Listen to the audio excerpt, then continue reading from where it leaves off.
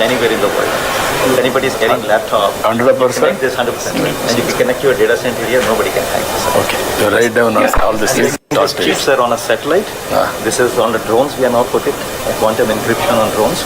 Now Starlink is sending a satellite, or India's first satellite going, which will have this chip on it. For secure communication to satellite. So just India's first satellite going, which will have this chip on it. For secure communication to satellite. So just maybe we have funded them from National Quantum Mission. In fact, we recently approved about 20 crores for them to develop the next generation of. Now, this is quantum communication. We have a good opportunity. Quantum computing and all, it is still a long shot. But in communication, and this is one of the upcoming startups, or whether it is banks or financial, to secure links, which then cannot be decrypted or by hacked. Always, violators are very creative, innovative. We have to be more creative. Sir, we are beating. We are exporting this to Middle East. We are exporting. No, 100%. Don't undermine hackers and also criminals. They are more innovative than us. Yes, that's right. but maybe you can also tell they have combined few. So we built the world's first enterprise SaaS platform, which are top banks and some of the organizations across the world are now using this as a service. So we host, and that's what we want to propose that in Amaravati. We set up this first data center, where we host all the hardware here, and we offer globally the services to all the enterprises in the world. So we become the managed security service, quantum security service provider for the globe. Very nice. Thank you, sir. Thank you. Good night. Hello. We are quantity technologists. We are quantum material.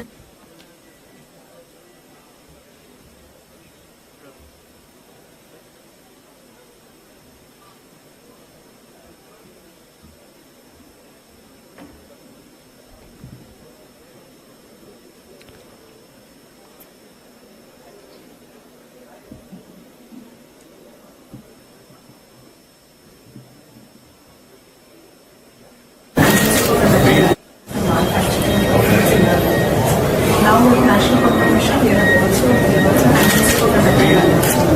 with which we will be building our own nano detection devices, and then we will also be doing end-to-end manufacturing of photonic single photon detection systems.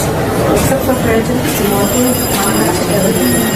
Currently, we have already designed our own electronics. This function we will be optimizing to working with manufacturers. So we have done that. So our immediate next step will be to devices and building the whole system by next year.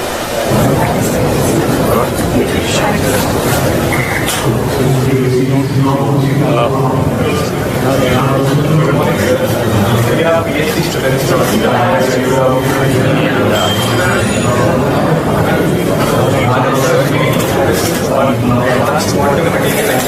and using them for quantum theory.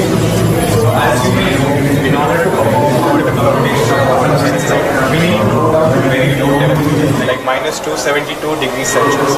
And in order to do that, we require hardware backing, and we have fundamental and foundational works in this field as well. So this is a customized solution that we have built, and this is very customized to the kind of research that we do, which is developing advanced quantum materials, studying them and characterizing them. So the kind of devices that we study, called molecular beam epitaxy or the cryostat, is what we have built in-house. And this is a kind of technology which is not developed in India. And this is the prototyping of which is in-house built in KIFR Hyderabad. And we are thinking of going and expanding towards more industrial areas. So you are from which institute? Tata Institute of Fundamental Research, Hyderabad. So Bombay has another institute in Hyderabad, which was started about 15 years back. It didn't take off that well, but now they've got your TPR, everything. So they have about, I think, 50 to 60 faculty, right? Yeah, there are a lot of So I think the point they are saying is that all these cryostats which work at minus 272 or something millikelvin, they are all imported right now. So the need of the hour is... So sir, in our lab, we have actually built these cryostats. So if they can take the research thing to commercial thing, that is the big one. Yeah, so because we are trained, the students are already trained in these systems. And in India, nobody is manufacturing them. Now, same management is involved in quantum computing also. So we already have the... Just now I spoke to Chandrasekhar. He is very keen to take to the logical conclusion. Let us Thank you so much. Thank you. Good luck. Hello. We are making the quantum computers and quantum sensors and quantum communications and all. So in our lab, IIT Delhi, quantum technology lab. So these are some modules. To enable these technologies, we need a high precision diode laser. So there are some lasers. So this is the one laser and this is blue laser and this one is the green laser. So we will be cold the atoms. So here is a cold atoms with ultra high vacuum chamber at -9 millibar temperature. And then we trap the atoms around 12 microkelvin. Then we have to load the atoms in optical filters. So these are the qubit array of 100 by 100s. And then we are manipulating the some bit bulb blockade and choose this for the computing and simulations. And also we are making field deployable quantum sensors for gravity measurement and for atomic magnetometer for small scale magnetic field. And this setup is particularly for using for trap the graphite particles and also application in biological science for the single cell analysis and all. And we are also developing some educational kits for the laser computer gravity to sell in the educational institutes in the colleges because all educational institutions. So yesterday I was telling this gravimeter thing. Yeah. They have to now make it portable. So at the lab scale, essentially you cool the atoms, make it like say 500 atoms, and then you drop it. The way and then you split them like light.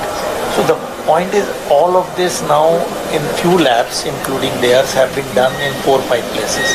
So the challenge which we have given all of them is to make it portable. Because once you have a portable thing, then you can take it to ship, you can take it to defense installations and all. So that is their challenge in the next 2-3 years. Let us see. Then how many institutes you are able to, as on today, quantum and ecosystem players, how many institutes are working? Sir, 40 plus. 40 plus. Yes. And all are collaborating. That is also important. Networking so always. This mission has a uniqueness. It's not individual PI. Yeah. No. Yeah, that is important. So in each hub there will be about 40 researchers. What about other countries? Which is leading as on Sir, today? currently in type of total ecosystem. Yeah, so I think in the national quantum mission type, the countries having mission, Germany is having 5, 6, but where are they? US is really, if you look at the recent 2024 report, which has just come a few days, 2 days back. Okay, let me say it not to be quoted. India is right now at 9th place in quantum, or 7th place depending on the way you count. Our goal is in the mission from 7th to 3rd. So the first one is US. They have a good margin because they started early also, and then we have China and France and Germany. So our goal is from 7th we have to jump 3rd. So how many years? Sir, we in next 4 or 5 years, I think. Minimum, because sorry. You know, I was saying in sensing and communication, we can really be the top 3 in next 3 years. Yeah. And in computing, if we focus on algorithms for the first 3 years, we can make a difference. The way we did in software as a service. Yeah. That's where our strength should be also, because now you can buy time. Even before your computer comes here in 1 year, we should make. Only problem is even IT software also we missed products. That is the biggest challenge now. Exactly. I always used to tell for the last 30 years, even now we are not moving. That is where we are having money and also scaling. We didn't do that like banking software or what Germany thing is. All that they took the lead. This is where we had to create challenges for our youth and institutions. Then they had to break through. Now earlier nobody used to understand that it's different, but now we are all there and PM and all of you. What are you doing? sir, these are the quantum labs. Communication. These are the labs that we would like to set up across engineering colleges. This is for the SSB minor program. So AICT has already launched a minor program, sir. Already 9 universities from Andhra Pradesh. So they have developed small, what for teaching labs, for students and other things. And now we have launched that program also for setting up the teaching labs. You are having any programs, sir? Now you are giving for institutes. That is one. And also we have to bring brilliant boys, institution of excellence, out to sync. Hub and spoke model. Yes, that we are doing now. In National Quantum Mission, we are following the hub and spoke model only, where we have set up the hubs in the established institutions, and that is how these 40 institutions plus startups are involved. So that is why I said that in the quantum teaching lab now we plan to set up in about 75 to 100 engineering colleges across the country. Yeah. So these kind of, almost 60% of the lab equipment is here in this space. So already you give us 15-20, we'll experiment. We'll take a leapfrog. We'll inspire people. Hello, sir. Hi. Tell we are me. one of the very few companies that have a real-time quantum application, quantum-inspired application. So what we essentially do is financial portfolio optimization. So we use Fujitsu's EAU quantum-inspired technology. It's a digital annealing unit. So it contains around 8,200 bits. It's a 64-bit processing power. So we upload portfolios of individuals or organizations, and the portfolios are reassessed and rebalanced by the EAU capacity to provide suggestions on how to rebalance your portfolios based on the trends of today, and it tells you which stocks are trendier and which stocks are cold or hot, to give you suggestions on. So just to fill this, see, there are two approaches. One is the quantum computing, other is the quantum annealers. So annealers is what they are talking, which is an optimization problem. It is not an algorithm-based program. So this quantum annealers came many years back. D-Wave is one of the famous companies. So the advantage of them is that if you have an optimization problem, you can do it. So like last week, Chinese people announced that 22-bit RSA code has been broken by D-Wave annealers, which is very scary now.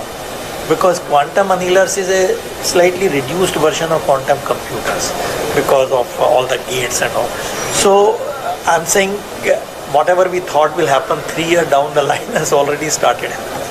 So quantum annealers, you are making them or you are using them? Fujitsu. So D-Wave, Fujitsu, they have come out with annealers which are not worried about fault and all that, unlike quantum computers. So I just thought... And also they can run on simulators also. Simulators. So they can run on high-performance computers. So it's a bit, it's as I said, it will happen sooner than later. Yeah. It is always challenges and opportunities, and innovations will go parallelly. Very interesting. Hello, sir. Hello. We are from Quantum Clairvoyance from Hyderabad, and our CEO is an ex-army colonel, retired from Signals. He was more keen in breaking the enemy communication. So after coming out, he felt always that a country is more strong if it's a product-oriented rather than a service-oriented. So keeping that in mind, he developed 3 good products which we have launched last month itself. One is, which is already as in the drug discovery.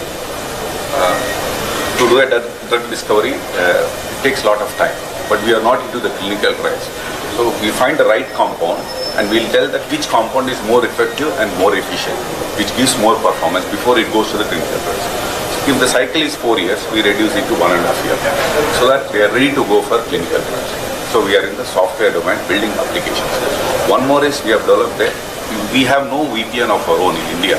So we came out of quantum VPN. So after doing research of 8 years, after analyzing all the VPN service providers, even now in any of the government we use foreign VPNs, we don't have an India VPN. So we developed a VPN with the same features and giving an extra mileage, the USP as a quantum VPN. So we are always talking to the Telangana government, so that we say, why don't you white label? We'll give you source code, we'll give you everything, we'll give you training. It will be first of its kind to launch your quantum VPN in India. So that is one. We have come out with one more application called quantum wrap, irrespective of your hardware.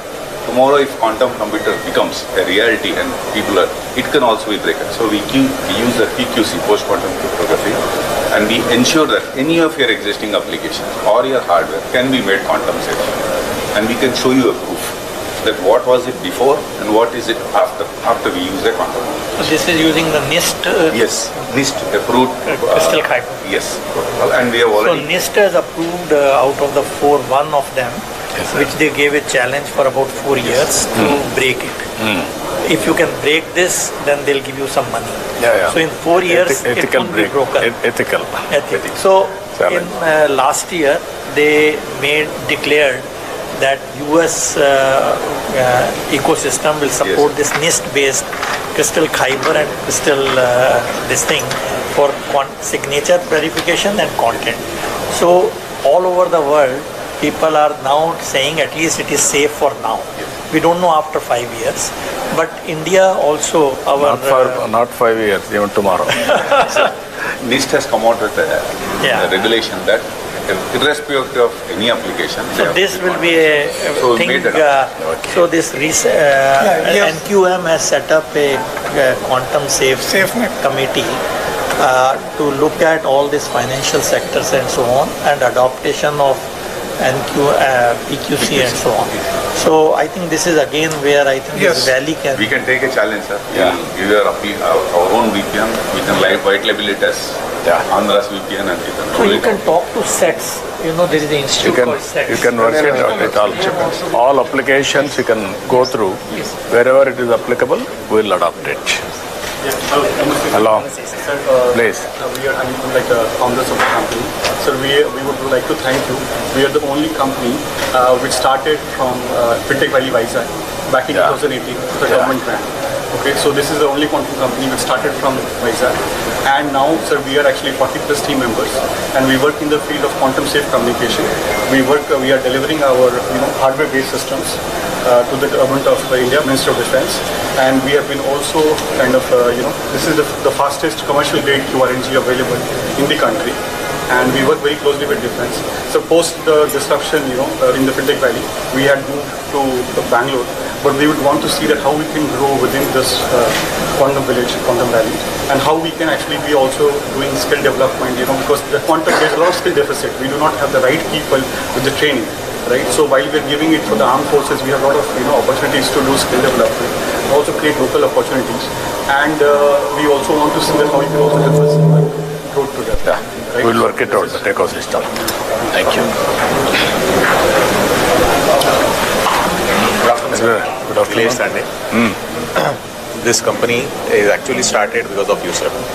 2016, Apita, Jay Garu, sir, we actually started in Vizag because we wanted to execute a defense project. And the problem statement was to create a quantum safe messaging.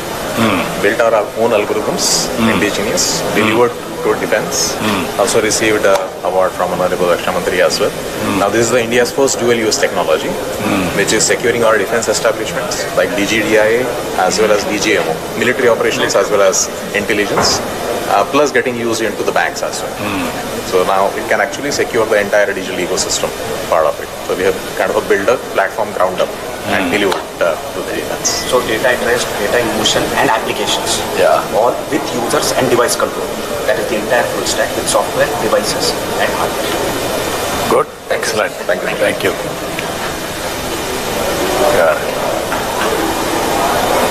Please. Sanjay. We are into quantum communications and quantum sensing.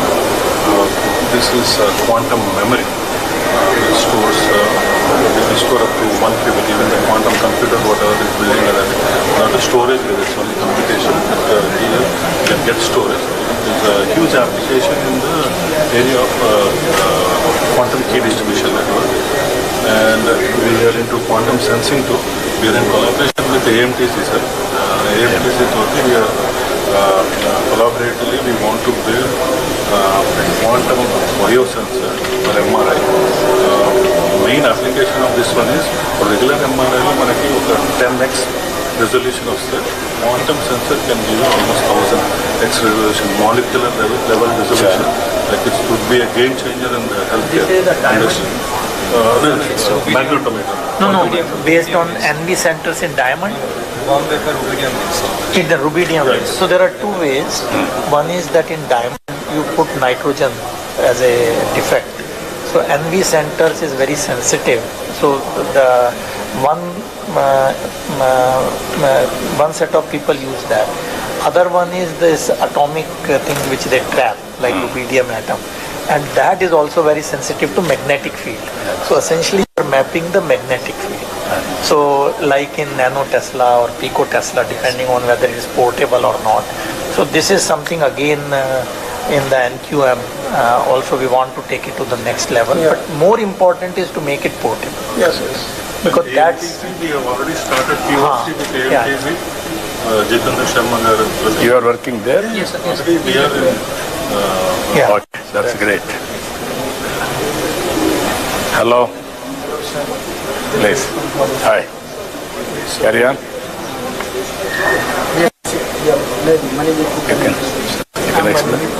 So we are actually building components and hardware that can manipulate and measure light. And this is very important because we have a big problem in India. Is whatever you see here, all of this is coming mostly from outside India. What we are doing is basic components from the detectors, the wires and the optics. We are building here within India, which will make us a sovereign capability in quantum. So if you see, the whole ecosystem will probably be a partner or a customer for us someday. So this is cornerstone. Okay. As on today, with all these things, how much we are able to import? What is the percentage? I'll tell you. In quantum computing, the import component is almost 80%, 70 to 80%. In quantum communication, the single photon detector and the photon source, right now it is imported, but we are almost like 7 to 8 labs have come to a very high level. So now we need a manufacturing capability. Once that is done, it's like 95% we will be using. But in computing, it will take a little bit more time, because in quantum computing, people are still not convinced that the cryogenic is the right way to go. Like this, what you saw, millikelvin. Because people are working on photonic qubits now. Once that becomes a reality, actually it will work at room temperature, except the detector which will be at liquid helium. And for the sensors or NV center, the diamond itself. That is being imported, which can also be done. So Surat people have started doing, because you know Surat we have this diamond industry. So they have, for them this business is too little. So whereas their other usage is much more. So there is a commercial challenge. Very interesting challenges, but we have to break through. So we will have to give probably gap funding. Viability gap funding you have to give and then make it viable. Commercially. So that is where I think, so in that you will be surprised, the seed to grow a diamond is imported. So actually in the last meeting with PM, in another meeting, he gave a challenge. He said, launch something on making the seeds for the diamond, which looks so easy, but it's not easy. I don't know how he knows it. That's amazing. Always he is listening so many innovative ideas and he is giving challenges. Good morning, sir. I'm Ravi Kuvala, Managing Director of Quantum Biosciences. So we are using the same nano diamonds for healthcare problems. So we have partnered with the MD Anderson Cancer Center and Indian Institute of Science. What we are looking at is how do we optimize cancer therapy. But the more exciting thing for us is to come to Andhra and focus on rare diseases like the kidney disease problem that are the unknown region, and apply the quantum sensing using to solve such problems. Because that will be very local and nobody would have done the integrated biosensing and focus on a local problem that will have a global impact. Okay, I will be very happy to associate. Ask health department to work it out. So actually another application of quantum sensing for healthcare.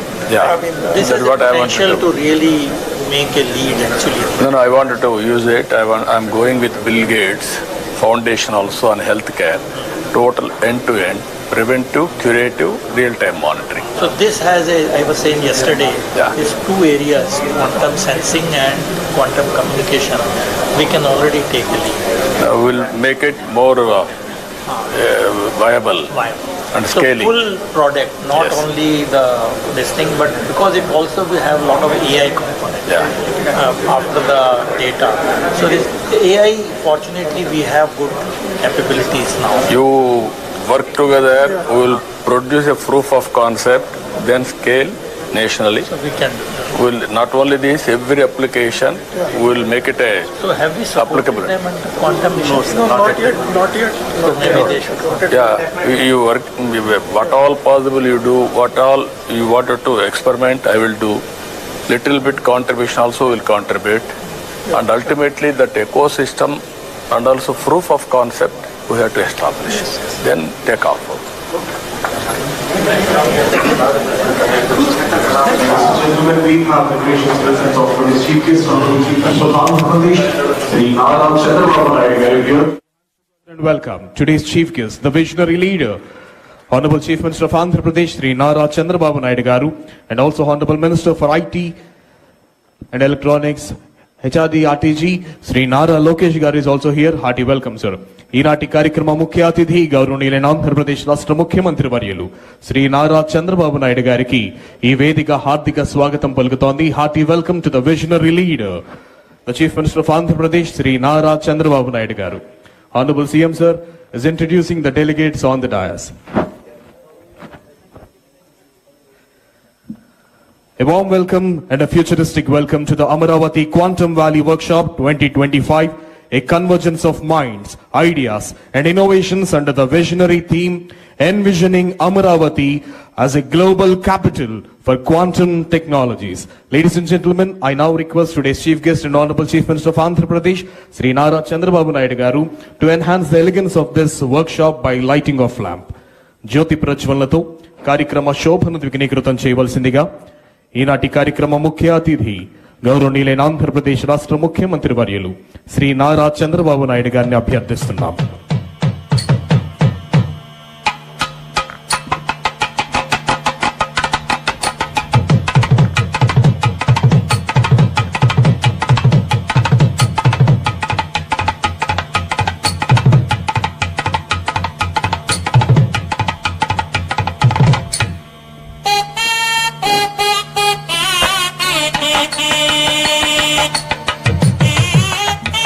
In the world, today we are not just in the conference hall, we have stepped into the future.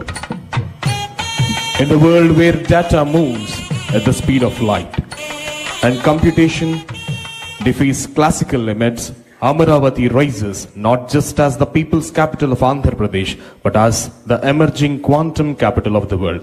I request everyone to please be seated. Ladies and gentlemen, let's take the pride in knowing that Amaravati, the heart of Andhra Pradesh, is ready to spearhead the next quantum leap in technology, thought and transformation. So dear guests and everyone, fasten your intellectual seatbelts, open your minds and get ready for the journey beyond the time and future. Welcome to the future. Welcome to Amaravati. Welcome to Quantum Valley 2025. In connection with this, I would love to call upon the Secretary to Government, ITE and C Department, Government of Andhra Pradesh, Sri Bhaskar Kattamaneni IAS, to please come forward and propose the welcome address. స్వాగత ఉపన్యాసం తెలియజేయవలసిందిగా Shri Bhaskar Kattamaneni IAS గారిని అభ్యర్థిస్తున్నాం. Thank you. Honorable Chief Minister of Andhra Pradesh, Sri Nara Chandrababu Naidu garu, Honorable Minister for IT, Sri Nara Lokesh garu, the Chief Secretary of the State, Vijayawada garu, Her Excellency Jennifer Larson, U.S. Consul General Hyderabad, the guests who have come for the meeting today, Mr. Anil Sharma, Global Head TCS, Sucharita Kiyalla garu, Co-founder and Joint Managing Director, Bharat Biotech, Mr. Rajiv Kumar, Managing Director, Microsoft India, Mr. Amitabh Ghoshal, Vice President, India Operations, L3 Harris, Mr. Sridhar Sidhu, Corporate Vice President, Blocking and Tackling, AT&T, Mr. Nilesh Biniwale, GM MD, VP Engineering, Pattern India, Mr.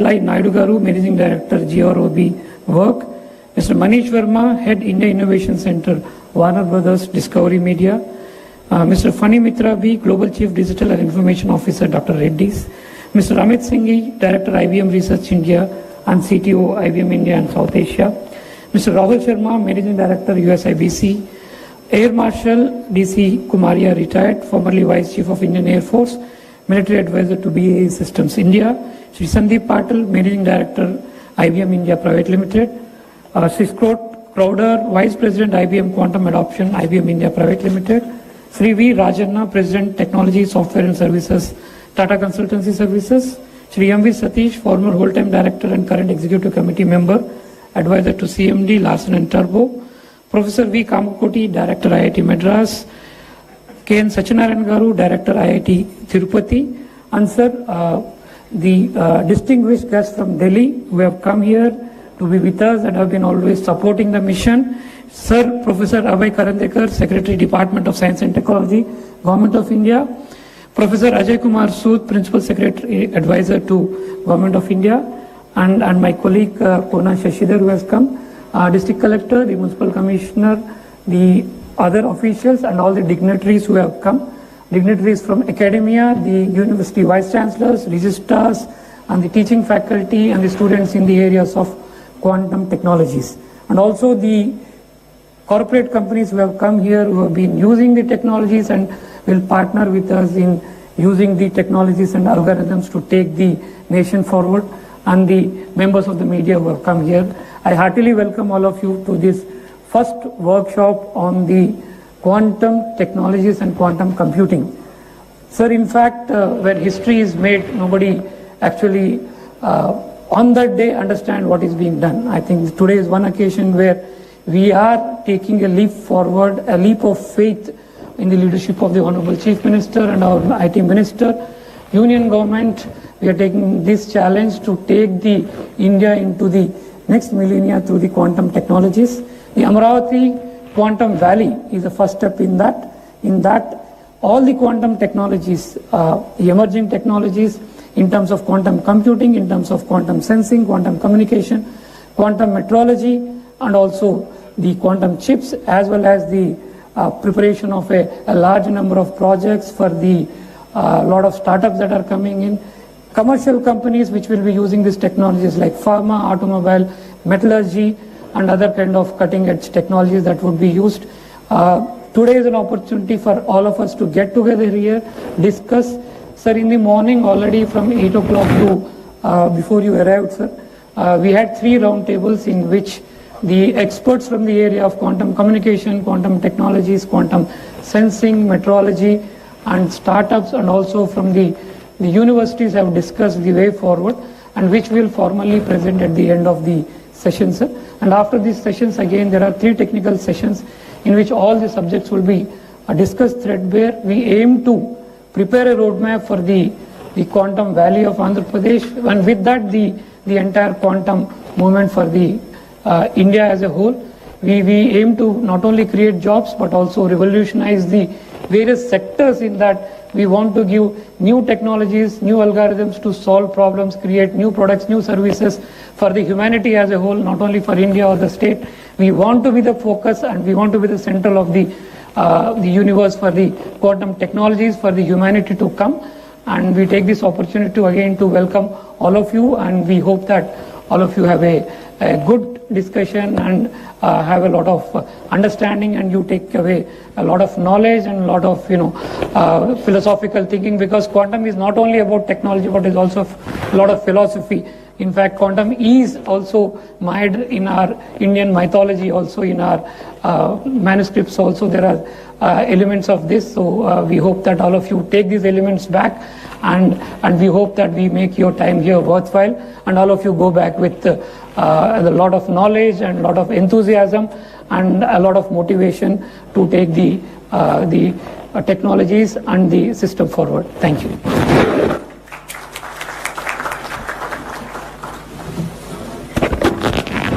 Thank you, sir. Thank you very much. Now I request the Managing Director of IBM India Private Limited, Shri Sandeep Patil ji, to address the gathering. Mr. Sandeep Patil ji is requested to address the gathering.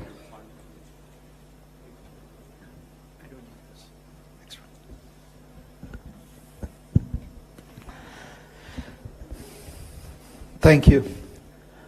Honorable Chief Minister, Shri Nara Chandrababu Naidu Garu, Honorable Minister, IT Minister Shri Nara Lokesh Garu, government dignitaries, distinguished guests, several friends, ladies and gentlemen. Very good morning to you all. First of all, I'm truly honored to be here for this momentous occasion. This may be the first time that we are seeing a quantum technology workshop at this scale. I haven't seen one in India thus far. And I would like to start by congratulating the Honorable Chief Minister for envisioning the Quantum Valley Tech Hub in Amaravati and aligning it with the National Quantum Mission. We have all witnessed the phenomenal contribution to India's IT revolution that he has contributed to in the 90s under his leadership. Quantum Valley will be a defining moment for India and building its expertise in what I call as the trinity that is going to take us to Viksit Bharat, which is AI, semiconductors and deep tech, and quantum computing. We at IBM are very excited to be partnering with the government of Andhra Pradesh and being a part of Quantum Valley. Now, we have been investing in quantum computing for decades. And as quantum hardware advances, the opportunity to develop algorithms that bring us closer to quantum advantage, that is to truly take advantage of quantum technology to solve real-world problems that traditional computing cannot, that is the moment before us. And that continues to grow with the development of ecosystems and the advancement of this technology. We are firm believers that India will play a significant role in achieving quantum advantage and translating that to economic and social benefit for the nation and the world. We can leverage the collective knowledge of our distinguished research institutions, software and algorithm expertise of developers, and truly unleash our demographic dividend that we have in India to be a leader in this era of quantum algorithm and application discovery, to really drive this technology at scale. Quantum Valley at Amaravati will bring these creators of quantum applications together with the adopters across industry, government, to enable ideas to go from lab to market and create a vibrant ecosystem that truly scales this technology. What have we been doing? And I want to sort of give you 4 points that I think you should take back. First, there is a tremendous amount of research capability in India, and we ourselves have been continuously building our research capabilities that works very closely with local ecosystems and continues to drive deep tech computing. Second, there is a tremendous amount of workforce that we have in India that can be unleashed. We have been enhancing that workforce, and I'd like to share some numbers with you that I actually find fascinating. Since 2021, more than 200,000 quantum enthusiasts, and I say enthusiasts because it's difficult to test their capabilities just yet, but 200,000 quantum enthusiasts from India have accessed IBM quantum learning resources. We make that available, and there's a lot of people that have actually taken advantage of it. And approximately 25,000 students have taken the courses on quantum computing that have been offered jointly by IBM and IIT Madras on the NPTEL platform.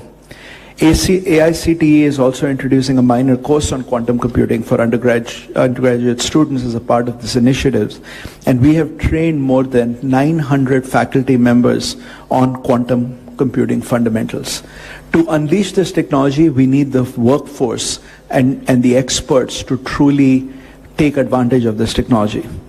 Third, we are driving cutting-edge research and algorithm discovery by empowering India ecosystem to access the most capable quantum systems and resources. Fourth, we are supporting economic growth through industry engagement. There are startups like Boston QPSI that are using our quantum technology to boost the performance of complex engineering simulations using Qiskit libraries, simulators, and IBM quantum systems. LTI Mindtree is a part of our quantum network globally, as well as Tata Consultancy Services that have actually partnered with us to really scale this technology here in the Quantum Valley. And lastly, the government, I think, is now becoming very, very active in this space, not only at the center, but more importantly, right here in Andhra Pradesh. And we are excited to bring our most advanced quantum computer, IBM Quantum System 2. You can see that is a model of it right here, to Quantum Valley at Amaravati. And please take time to take a look at the replica. So as quantum system arrives on Indian soil, quantum experts and developers will have an opportunity to build world-class quantum algorithms, which is what the need is right now around the world, and applications that will address real problems for India and the world. And we will do that from India. That is why I believe that this is a defining moment for India, and the onus is on all of us here to actively engage in this initiative and contribute towards the success of Quantum Valley and realize the vision of Viksit Bharat. And now I would like to invite my colleague, Scott Crowther, Vice President, IBM Quantum Adoption, to share how we are bringing this useful quantum computing to the world.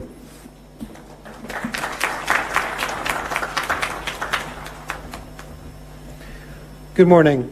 So my name is Scott Crowder. I have the privilege of helping run the quantum program at IBM. You can go to the next chart. Oh, excellent.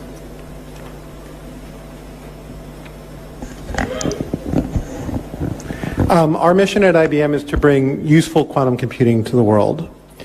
So it's been 100 years since man discovered quantum mechanics. It's 2025 is the 100th anniversary.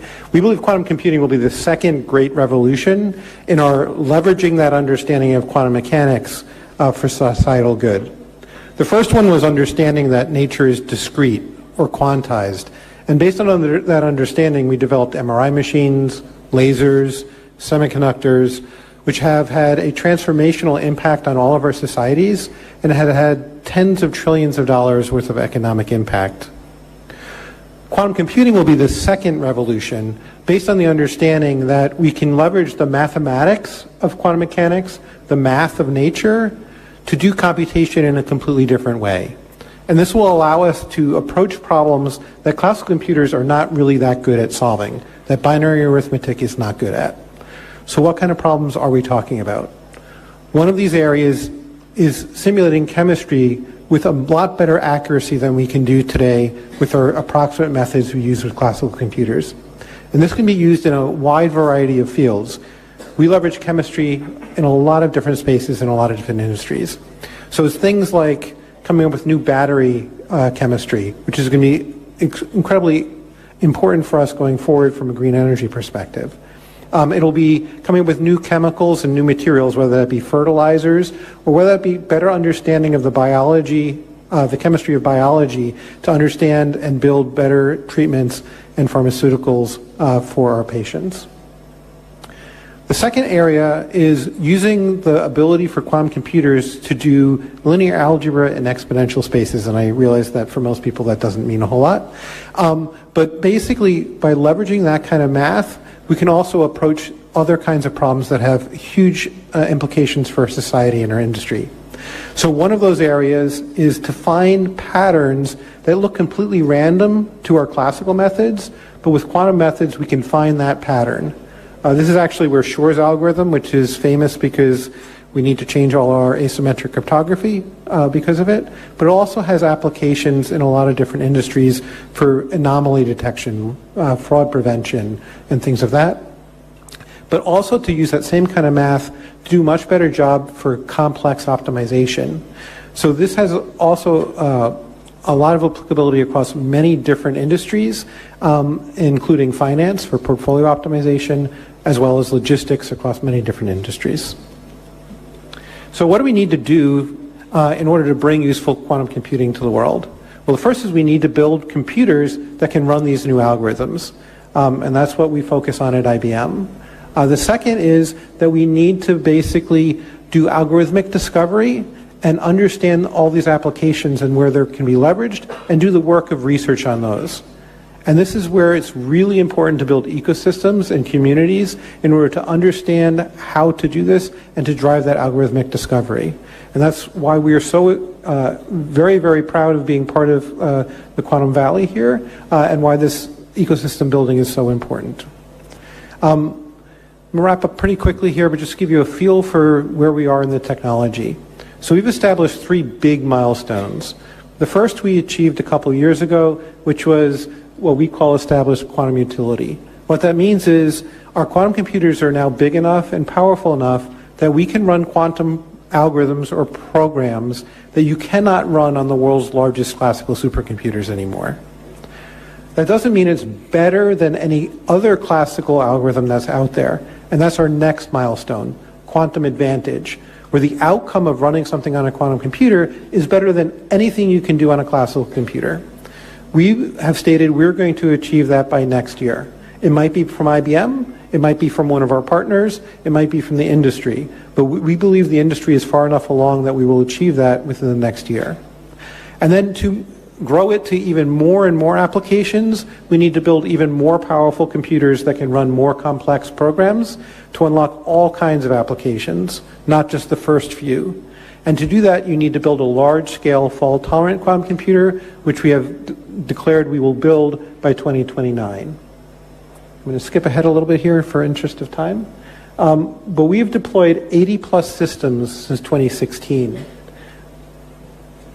And today we have 15 utility-scale computers around the world in our US and European data centers, as well as client locations around the world.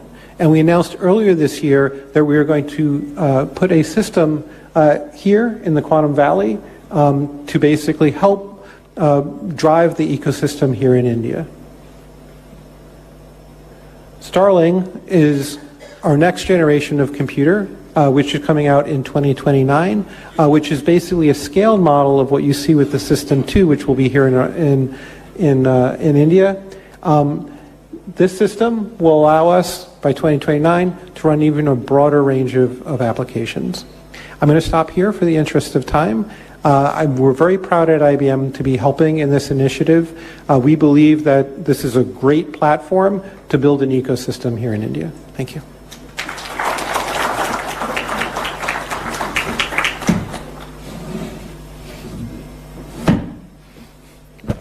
Thank you, sir. Thank you very much. Now I invite the President, Technology Software and Services, Tata Consultancy Services Limited, Shri V. Rajan Garu, to please come forward and address the gathering.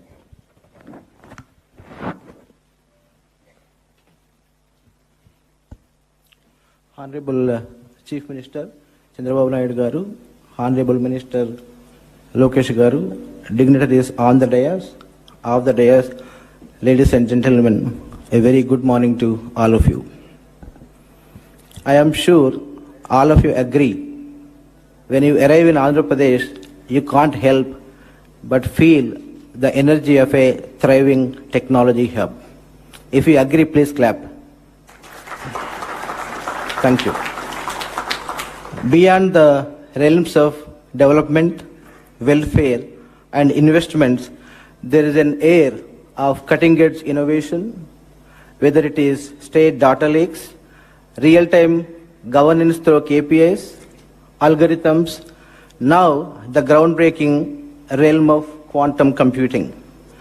Few days ago, I was watching an event on tourism development. The approach to develop tourism powered by a comprehensive measurement framework was absolutely incredible. And this spirit of API's innovation continues with this quantum workshop, marking the beginning of another transformative journey. It is a visionary move that State of Andhra Pradesh, under the leadership of Honorable Chief Minister, is embarking on its quantum journey in the year 2025. Some of you may be aware, this year holds a special significance as United Nations declared 2025 as the International Year of quantum science and technology. Further, 2025 coincides with the 100th anniversary of Mr. Werner Heisenberg's seminal paper, which has laid the foundation for quantum mechanics. Quantum is a new paradigm shift in computing. We need quantum computers not because traditional ones lack capability, but as you know, some problems are simply vast, too complex, and too quantum. The Quantum Valley in AP is said to be a cornerstone for researchers, academic ecosystem, startups to delve into new algorithms, simulate intricate systems, and solve problems that were previously intractable. This is just not a computing infrastructure platform, but a national asset that will propel India's leadership in research and development. Quantum is inherently interdisciplinary and brings diverse fields together, whether it is physics, computing, engineering, AI, and material sciences, fostering collaborative innovation between academia, industry, government, and startups. At TCS, we are exploring quantum to solve a variety of intractable problems, whether in molecule or drug discovery, complex optimization problems such as risk and portfolio optimization, and AI model training for complex data sets. Sir, TCS is committed to supporting your vision, bringing in our research expertise, deep tech capabilities, and global partnerships. In fact, TCS and IBM have been partners for more than 50 years.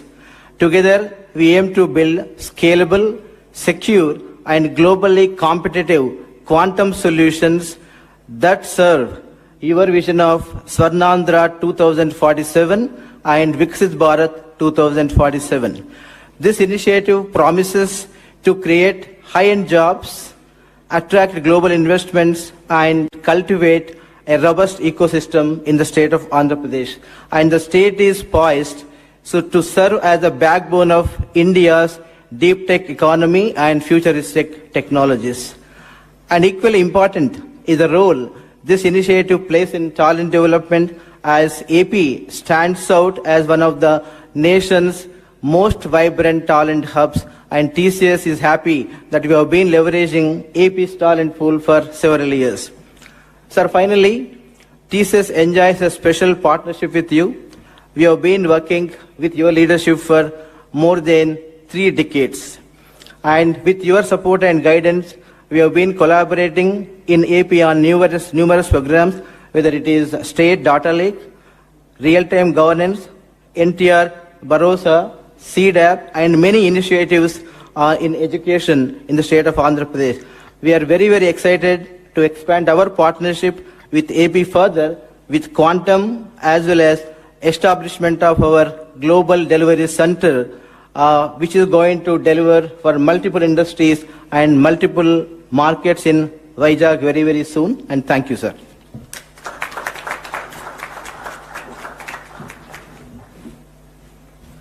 Thank you, sir. Thank you very much. Now I invite former whole-time director and current executive committee member and advisor to CMD, Larsen & Toubro, Sri M.V. Satish Garu, to please come forward and address the gathering.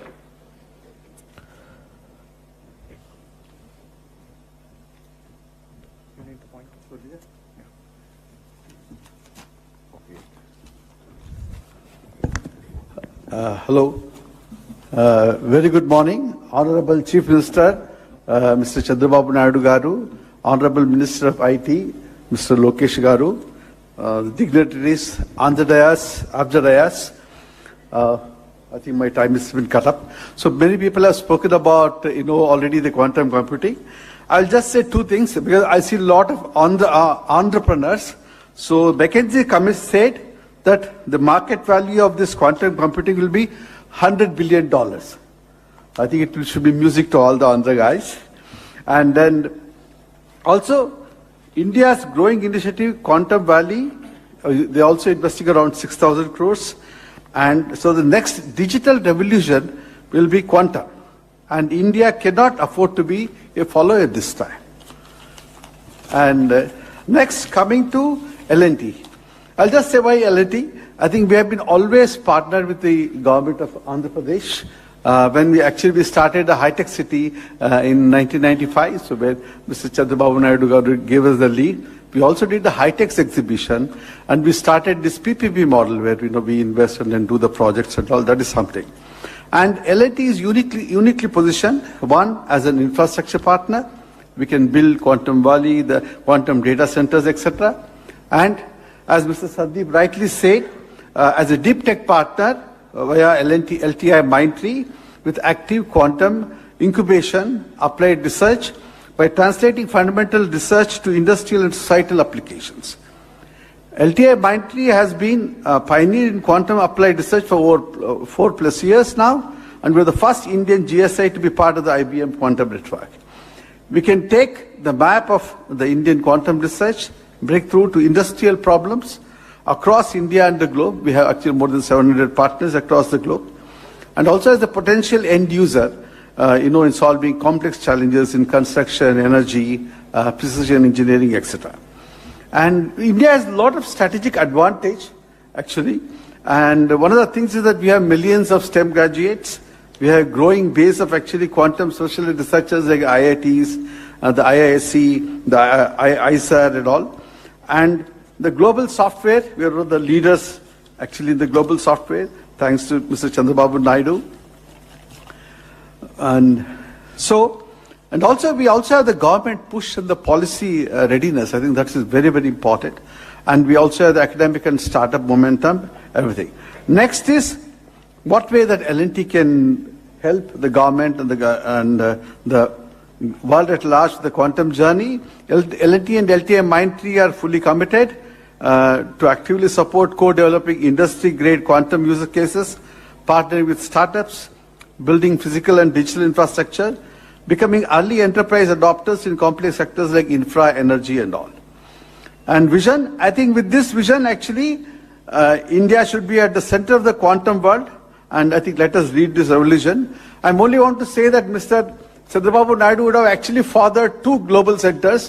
One is the IT and BT hub at actually Hyderabad, and the next one is actually the Quantum Valley at Amaravati. Thank you very much.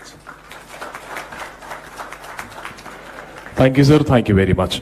And I invite the Chairman of Andhra Pradesh State Council for Higher Education, Sri K. Madhumurthy Garu, to please come forward and give his message.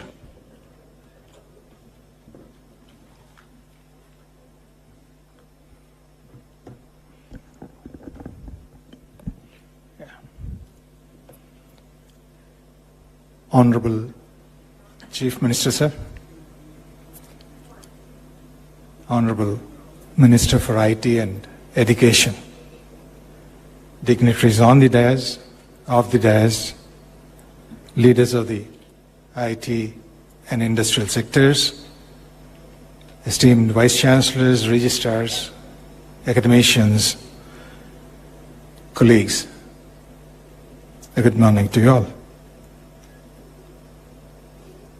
This is a defining moment and a very important gathering, focusing on technology that is set to define and transform the world, quantum technology, which is rapidly reshaping the frontiers of science, technology, and the global economy.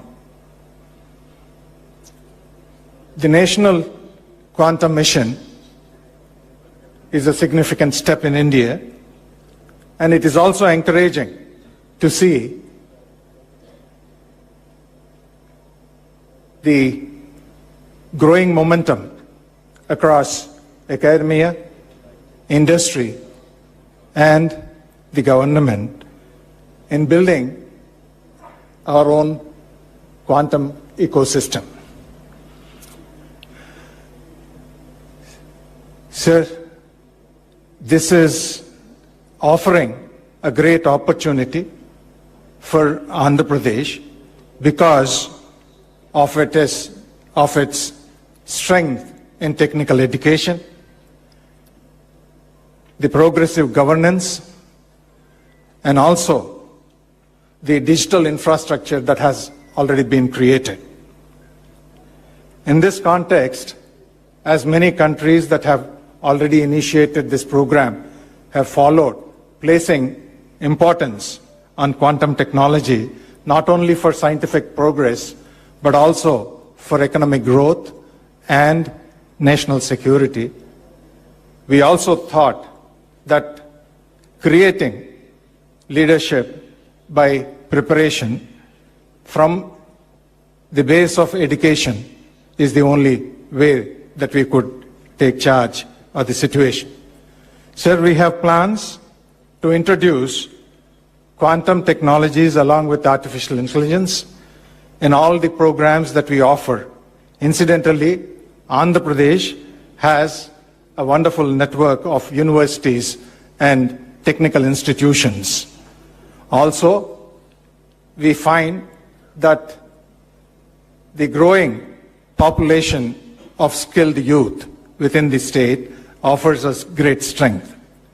In this particular context, sir, we thought we would introduce quantum technologies as part of the curriculum, all for the engineering as well as the conventional programs.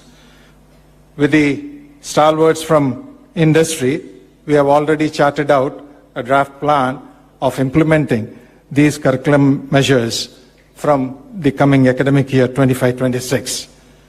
Of about 11 lakh students available on rolls today, we have close to about 4 lakh of engineers, as well as a little over 5 lakhs in the conventional programs. Sir, we should be able to touch upon a minimum of 30,000 students in the preparatory fundamental foundational course, as well as preparing our own faculty with training of trainers and faculty development programs aimed at developing about 500 educators, as well as we also hope that we should be able to facilitate about 1,000 internships with the cooperation of the industry. Sir, with the timely investment on education, research, and partnership, we as universities of Andhra Pradesh should be able to project our own activities to see that Amaravati Quantum Valley would be the leader for global economy. Sir, with this, we all are here to work together and collaborate with academia, industry, and the government, and see that we would be able to achieve what we have with respect to a ready, quantum-ready workforce. Thank you. Thank you for the opportunity. Thank you, sir. Thank you very much. I now invite Professor Kamakoti Garu, Director IIT Madras, to please come forward and address the gathering.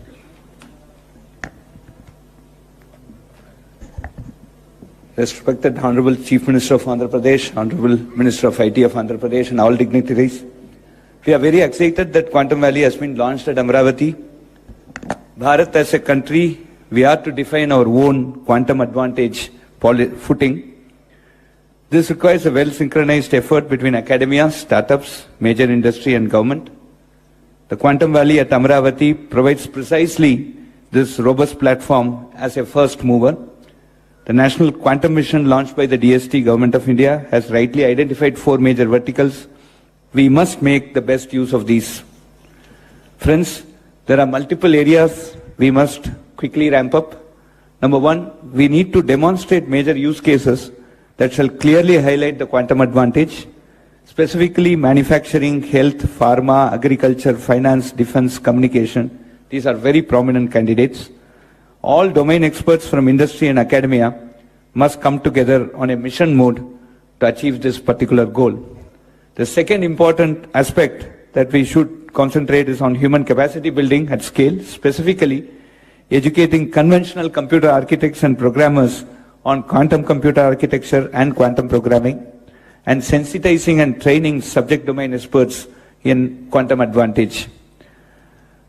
Moving to utility quantum environments at the earliest is also very crucial, And in this direction, we must aspire to demonstrate short distance quantum communication and also look at quantum desktops and quantum sensing as part of smart city type of IoT projects, in addition to the quantum cloud environment that is envisaged at Amaravati. The third important thing is major translational research and development must start happening, specifically manufacturing quantum components in India. We have very good precision manufacturing industry here. Standardization and metrology for quantum systems is also extremely important. And classical computing support to quantum computing, like the 5G, it's a non-standalone 4G plus 5G. The quantum computing for time to come will exist along with classical computing, and it needs support from the classical computing environment. So the role of innovation and entrepreneurship, and specifically startups, is extremely crucial in this direction. So let me conclude offering my best wishes to Quantum Valley, assuring you, sir, of all support from IIT Madras, and let us all put together our best efforts to ensure that the quantum computer starts physically functioning at Amaravati on January 1, 2026, and we demonstrate 100 use cases. We demonstrate 100 use cases that shall prove the quantum advantage across multiple domains by August 15, 2026. Thank you very much. Thank you, sir. Thank you very much. Now I call upon Shri K.N. Satyanarayana Garu, Director IIT Tirupati, to give his word.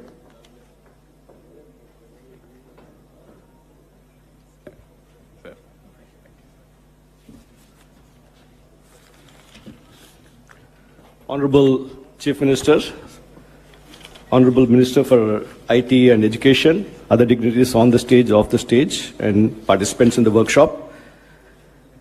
The pace, next speed at which the whole initiative is going is amazing.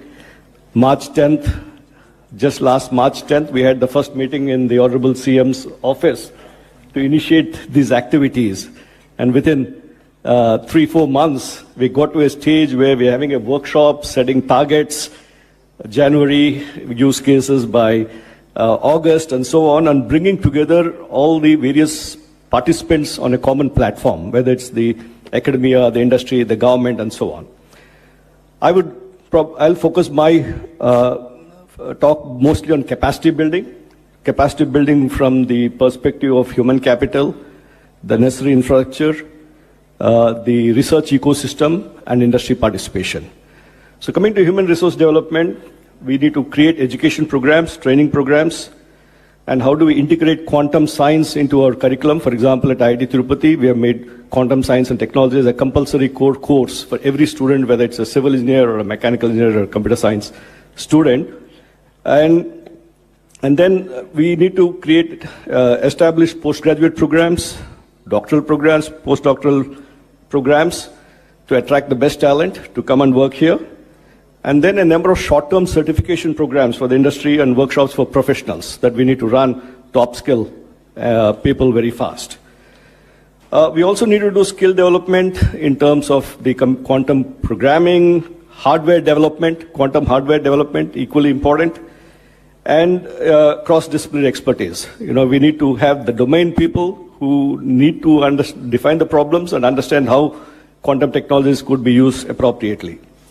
And coming to the research and development ecosystem, we need to have centers of excellence which are focusing on this. The National Quantum Mission is driving some of these centers of excellence in the various domains, and we need to get our institutions aligned with this and create collaborative research networks across the state and the nation in the process between academia, industry, and government. Create research centers of excellence where industry and the academia work together, not each in their own silos. And then we need to work on focused areas, whether it's quantum computing, communication, sensing, and so on, which has been already discussed about, and create infrastructure development. Setting up the quantum computer here is a step in the direction that IBM is doing to start the infrastructure development. But more importantly, we need to do this at various labs across the institutions. Today morning, we had some deliberations in the round table. We were talking about, one of the easier things is to do the lectures and software development and so on but the hardware is where the challenge is. So how do we create these laboratories to get people exposed to the hardware part of it? So we are talking about setting up a few experience centers across the state where the institutions around can come and use those facilities because this need reasonably high investment and expertise to run them. So there are a lot of and then we need to create the test beds for prototyping platforms and the integrating with the high performance computing. And then also create the startup ecosystem, work towards industry engagement and startup ecosystem. In this context, I think this aligns with the other initiative the Honorable Chief Minister is taking forward in terms of the Ratan Tata Innovation Hub. If we can integrate these activities, the startup ecosystem with the hubs that we're creating, 5 hub and spoke model, 5 spokes across the state, and encourage industry investments in this R&D and startup incubation and various application development which the earlier speakers talked about, and the policy and the regulatory framework, and create public awareness and outreach. Why we are doing this. For example, yesterday, I think Venkat's book is getting launched today, where he's translated Quantum Nation to Telugu, so that we get it across to people. So we need to get people along as to understand why we're doing all these things. So all this, and then create networks in terms of international collaborations. So what we need is a holistic approach, including education, R&D, infrastructure created, industry participation, policy and global collaboration to ensure leadership in this transformative domain. Thank you very much for this opportunity. Thank you, sir. Thank you so much. Now we cordially invite Madam H.E. Jennifer Larson, Consul General, Hyderabad, United States of America, to please come forward and give her message.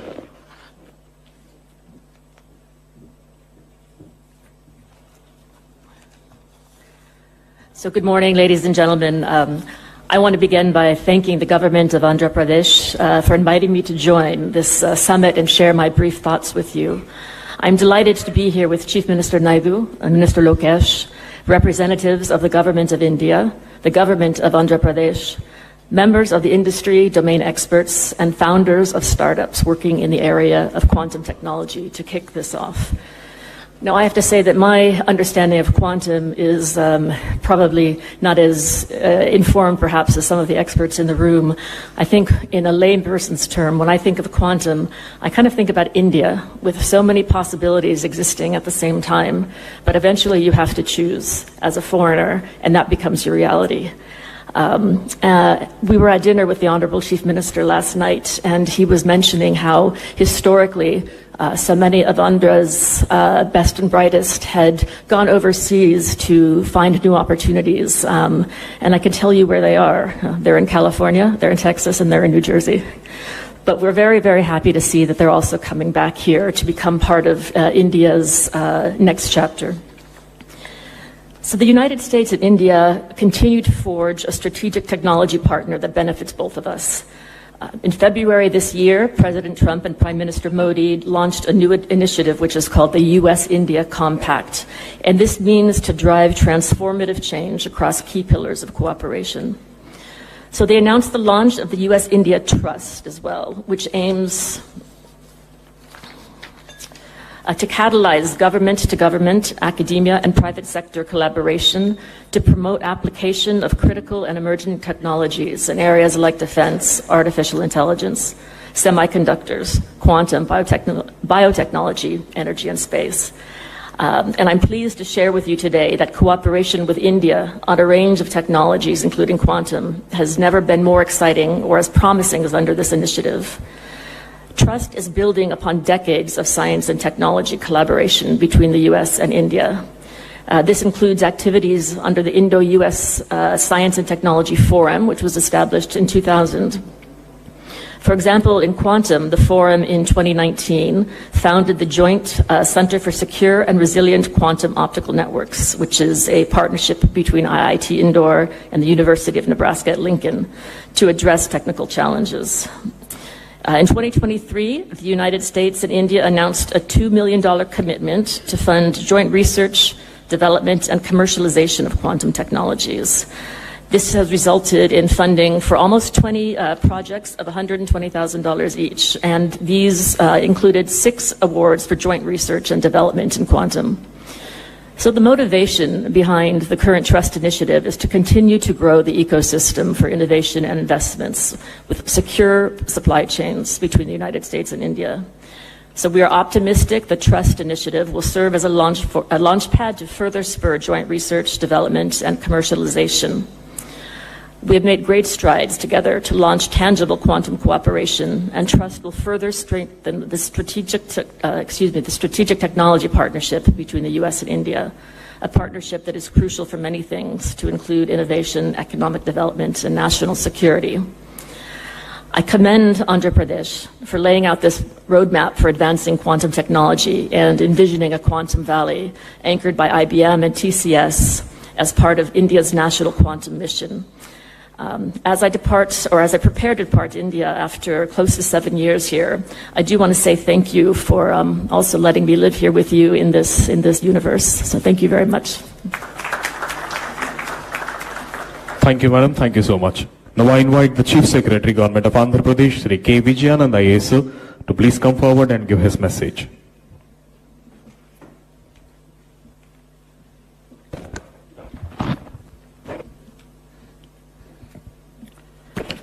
Honorable Chief Minister of Andhra Pradesh, Sri Chandrababu Naidu Garu, Honorable Minister for IT, Electronics, RTGS and Education, Sri Nara Lokesh Garu, Secretary, Department of Science and Technology, Professor Abhay Karendkar, Principal Scientific Advisor to the Government of India, Professor Ajay Kumar Sood, Her Excellency Jennifer Larson, Sri Sandeep Patil, Sri Scott Crowder, Sri Rajana Garu, Professor Kamkoti Garu, Satyan Garu, senior officers from Government of Andhra Pradesh, esteemed dignitaries and friends.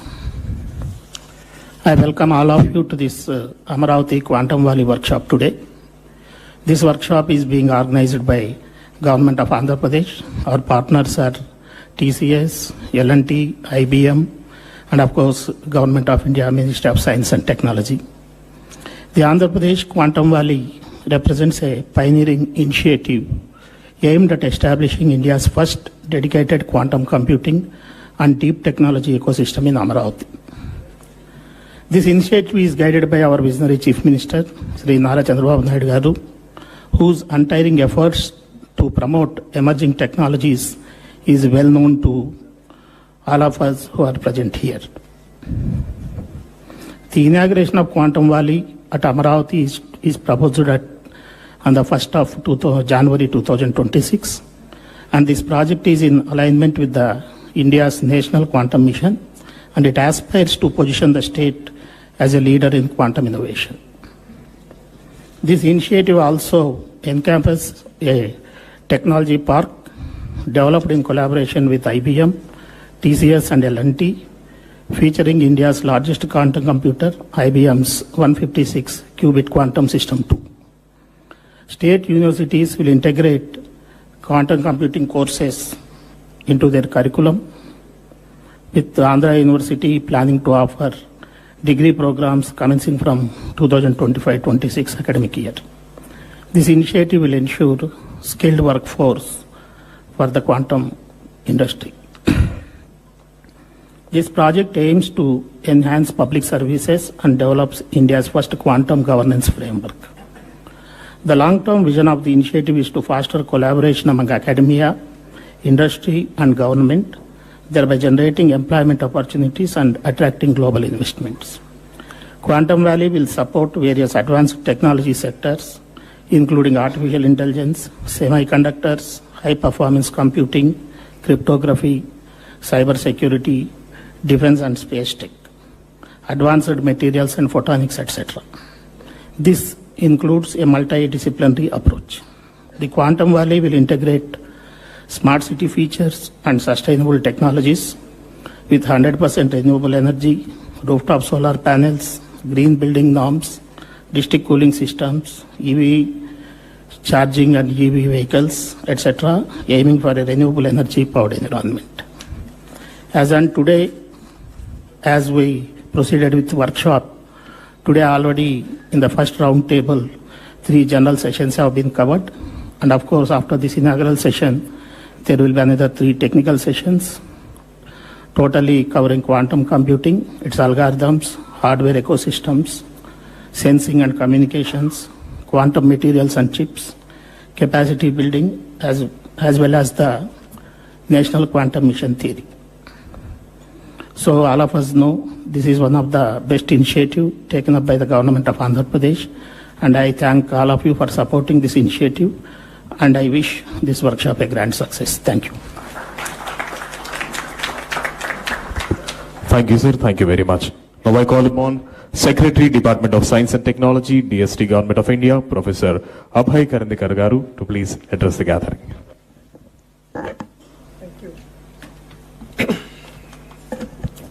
Thank you very much, Honorable Chief Minister of Andhra Pradesh, Shri Chandrababu Naidu Garuji, Honorable Minister Shri Lokesh Garuji, distinguished members from academia, government, industry, startups, innovators. Let me begin by first congratulating the government of Andhra Pradesh and particularly the leadership of Honorable Chief Minister for his foresight for setting up the Amaravati Quantum Valley.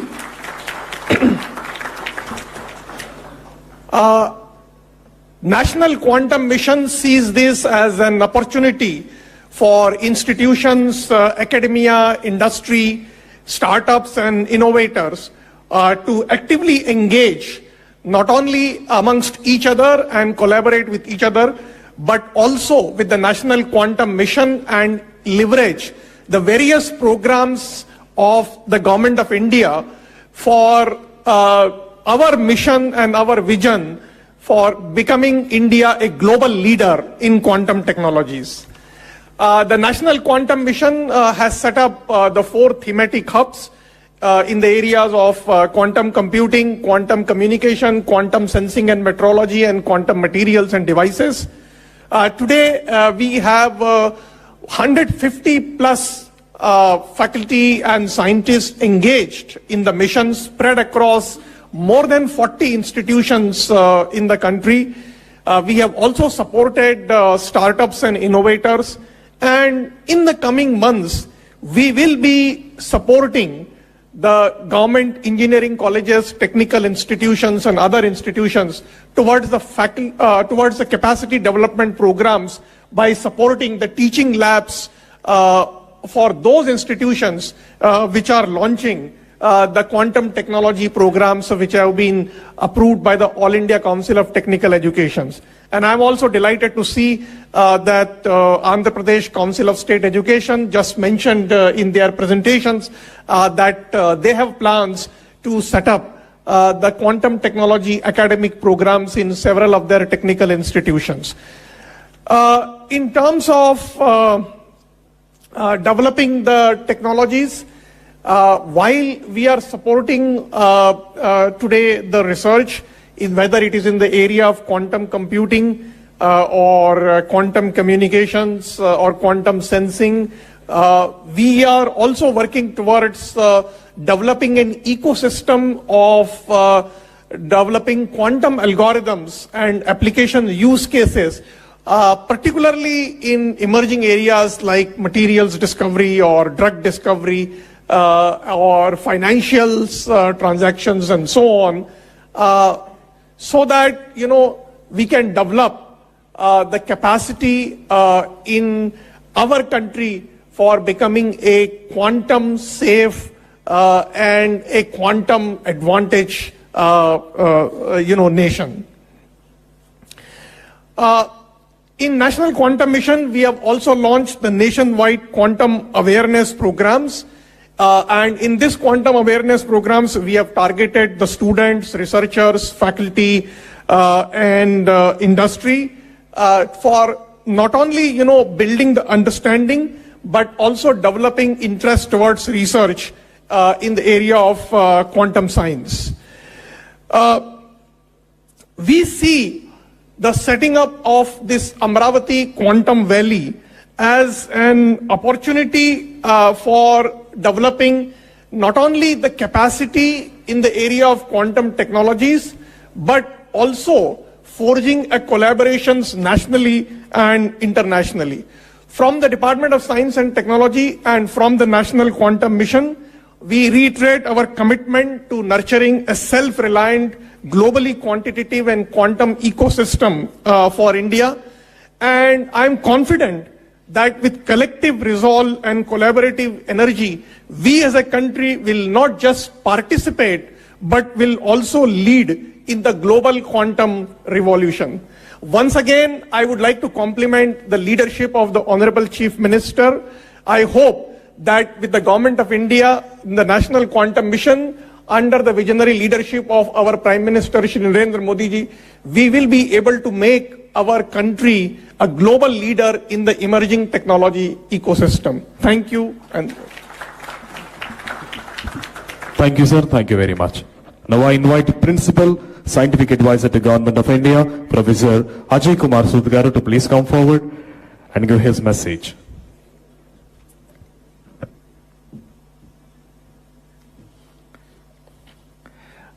I am truly privileged to join the dignitaries on and off the dais, especially our Honorable Chief Minister of Andhra Pradesh, Shri Chandrababu Naidu ji, and Shri Nara Lokesh Garu ji. Our Honorable Prime Minister, Shri Narendra Modi ji, and Shri Chandrababu Naidu Garu ji have both strongly believed in the transformative potential of new and emerging technologies for delivering public good. So National Quantum Mission, along with other missions, and Quantum Valley at Amaravati are two examples of this vision. I would like to again join Abhay in congratulating Honorable Chief Minister for really taking this very visionary step in showing the way for accelerating quantum technology dissemination across all sectors. Now, as quantum technology is indeed the flavor of the year, as was mentioned, year 2025 is declared as the International Year of Quantum Science and Technology by the UN, which really celebrates the century-long development of quantum mechanics. This is also an example where very fundamental science results in disruptive technologies over a period of time. So quantum technology, as was mentioned repeatedly in the last few minutes, is really the newest technology frontier, which is a must for strategic autonomy of any country. It will indeed transform the landscape, technology landscape, over a wide canvas. It is befitting that New Amaravati should have ambitious plans for becoming a quantum technology hub in the country. So in my view, this center-state symphony clearly shows that the task of nation building is a joint center-state enterprise. We will also be the partner in realizing the larger goals of National Quantum Mission, with which our office is intimately connected. You have heard in the last 1 hour from many dignitaries that the engineering exploitation of quantum system, which is what quantum technology is, has enormous applications all across the sector, be it the financial sector, be it the security in all aspects, quantum communication, quantum sensing, and so on. So I will not repeat that. But one area which will come up sooner than later is the application of quantum computers in climate change. This is a beginning of that, because when you are dealing with billions of parameters in weather prediction, this is where the power of quantum will be useful. And the other areas which will see a huge jump in the next 2-3 years is the merger of quantum and AI, which is what quantum AI is now being referred as. And this is the kind of areas, the disruptive areas, I definitely feel Amaravati Valley can make a dent in the global scene. So the list of these applications is enormous.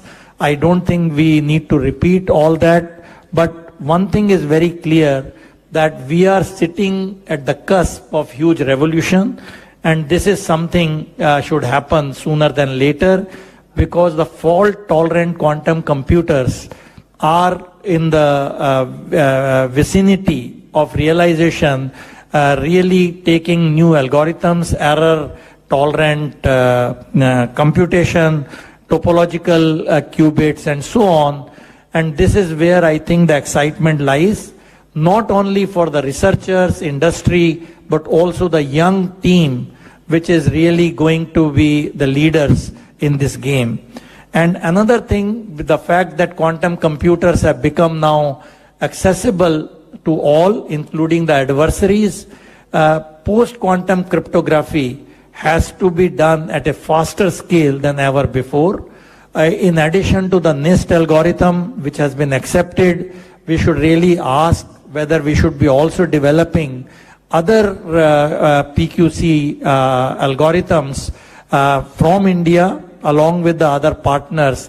And this, I think, is another area where the synergy between academicians, mathematicians, including mathematicians, and so on, will play a big role. And I think another news which you should be hearing is the ISRO quantum satellite very soon, which has already been planned and it will be launched soon. And this is going to make a huge difference in quantum communication. So already you must have been hearing free space tests up to 1 kilometer and so on, but this is just a beginning, and we are all waiting for quantum satellite, where this will really go to the new height. So I think my own sense is that this is a very beginning of the whole revolution, where we don't even know which quantum computers will really win the race. Will it be the superconducting one, which looks the most hopeful now, spin qubits, photonic qubits, topological thing, neutral ion, and so on. So I think the game is really, really open.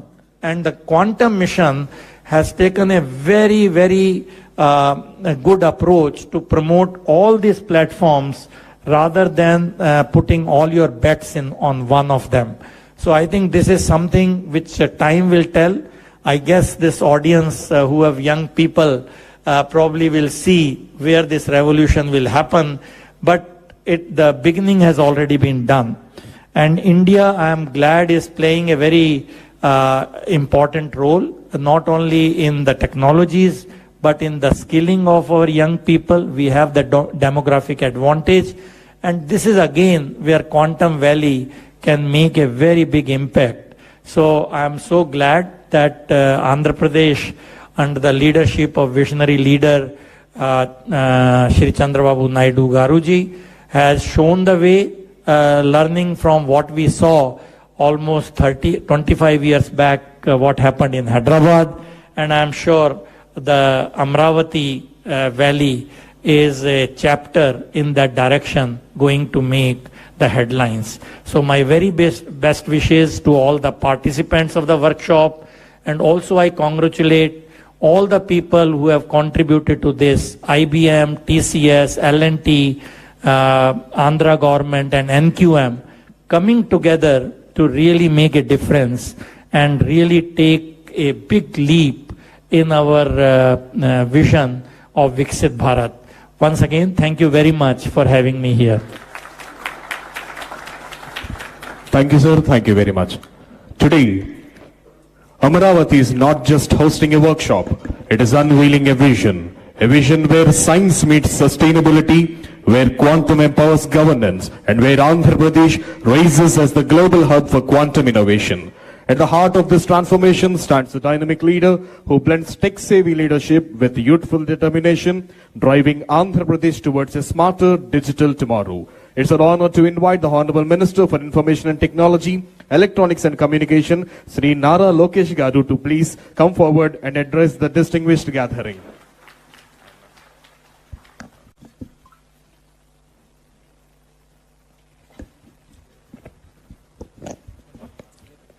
distinguished scientists, researchers, visionary technologists, academic pioneers, industry leaders, respected colleagues in the public service, and my dear friends. It is both an honor and a privilege to welcome you here to the Amaravati Quantum Workshop 2025. Today marks more than just a confluence of India's brightest quantum minds.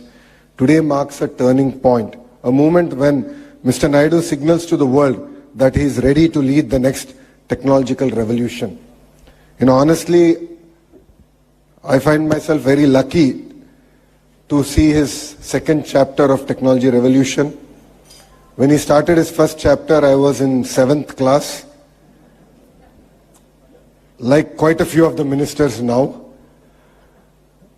And we really didn't understand what he's trying to achieve in IT. But it takes a visionary to see the future, distill it, execute it. And once again, while young ministers are in their 40s, we're witnessing the next technological revolution under the leadership of the Honorable Chief Minister, Mr. Chandrababu Naidu ji. We are here to ignite a bold vision to transform Amaravati into South Asia's first quantum valley, a thriving ecosystem where ideas become innovations and innovations become industries. This is not a one-day event. This is a dawn of a national movement with Andhra Pradesh as its epicenter. We are investing in a full-stack quantum capability from qubit architecture to cryoelectronics, from algorithm development to global quantum standards. And I'm proud to announce that the Amaravati Quantum Valley will soon be home to the IBM Quantum System 2, India's most advanced quantum computer. India's most advanced quantum computer with 156 qubits. Asia's first quantum standards testbed in collaboration with NPL, IEEE, CDAC and AWS. A thriving quantum tech startup ecosystem with anchor support from IBM, TCS, HCL, Tech Mahindra and many more. Our mission is grounded in the strategic foresight backed by the National Quantum Mission announced by our Honorable Prime Minister Narendra Modi ji and enriched by global partnerships. We are collaborating with leading academic powerhouses like IIT Madras, IISc, Purdue University and University of Tokyo. Industry leaders such as Microsoft, LTI Mindtree, QNU Labs and others to co-develop frontier applications in quantum cybersecurity. Precision sensing for defense, healthcare and aerospace, quantum chips and cryoelectronics, quantum AI for pharma, climate and supply chain resilience. This is our movement to leapfrog, not just to join the global race, but to shape the very direction of this journey. Education, talent and workforce of the future. A quantum future cannot be built without a quantum-ready workforce. We are proud to announce that APSHE's introduction of India's first integrated curriculum in quantum technologies and AI across all our universities. I request Kamakoti Garu and Satyanarayan Garu to guide us in this journey. We are all here to learn. We are all here to collaborate. Under your guidance, Madhumurthy ji is here. Kuna Sheshidhar ji is also sitting next to you. We would love to really create a robust curriculum where our students can not only excel but actually thrive in their quantum journey. This initiative will ensure that Andhra Pradesh becomes the brain capital of the global quantum ambition. In the next few years, the Amaravati Quantum Valley is projected to create over 1 lakh high-skilled jobs, incubate close to 50 plus unicorns, nurture next-generation PhDs, fellowships, and internships focused exclusively on quantum science and engineering. We are not just building technology, we are building human capital that can shape the future of technology. Under the visionary leadership of Mr. Naidu, Andhra Pradesh is not just dreaming big, we are building smart and fast. We are developing a dedicated quantum research zone within Amaravati Knowledge City, single window clearances for quantum startups, labs and foreign R&D centers, plug and play research infrastructure with L&T, IBM and DRDO as anchor partners. And when vision meets velocity, innovation thrives. Honestly, all of us here are in this workshop to learn about quantum technologies. When the leaders, the industry leaders were presenting, it felt like I was back in college, my good old days in Carnegie Mellon. I think there's a lot to learn. In the last 2 decades, the entire sector has gone through a lot of transformation, but we as Andhra Pradesh would like to lead this from the front. To the scientific community, we stand by you. To innovators and startups, we offer a launchpad here in Andhra Pradesh. To global leaders and investors, please come partner with us to create our journey and power the quantum breakthroughs. Let Amaravati become to Quantum Valley what Silicon Valley became to software, a global symbol of innovation, excellence, and aspiration. To be very honest, when the Honorable Chief Minister spoke about this initiative, 99% of the people in the room didn't understand what he was talking. We were all perplexed, puzzled. I'm a Carnegie Mellon undergrad. I worked at the World Bank for 2 years. I'm a Stanford MBA. Even I was quite perplexed and puzzled. So all of us went to ChatGPT and started our research, like all of us do here. You know, it's very rare we come across visionary leadership. India is lucky to see the next version of Mr. Naidu, and we're really witnessing history here. When history is created, we really don't understand its impact and the transformation it will have on all of us. And I think we are very fortunate to have a leader like Mr. Naidu to lead from the front. And as the entire leadership in the cabinet, the bureaucracy, we are here to support his vision and make this a reality and to bring Amaravati on the map of quantum computing. So let Amaravati let us together script India's next technological chapter, quantum by design and quantum by resolve. I'd like to thank every one of you for giving me this wonderful opportunity, and I'd like to thank the Honorable Chief Minister for making me part of his journey of creating history. Honestly, I don't know who the IT Minister was in '95. I should check back and jog my memory. But honestly, being an IT Minister in his cabinet this time around, I think the kind of energy, excitement that he's been able to create. And I'd like to thank the entire national leadership here for their support in this journey. Thank you very much, and Jai Hind. Thank you, sir. Thank you so much for your wonderful words. Actually, some of us were not even born at the time of his vision started. Thank you, sir. Thank you very much. Sir, we have a video bite from Honorable Minister of State, Ministry of Science and Technology, Government of India, Dr. Jitendra Singh. I request the technical team to please present the AVI.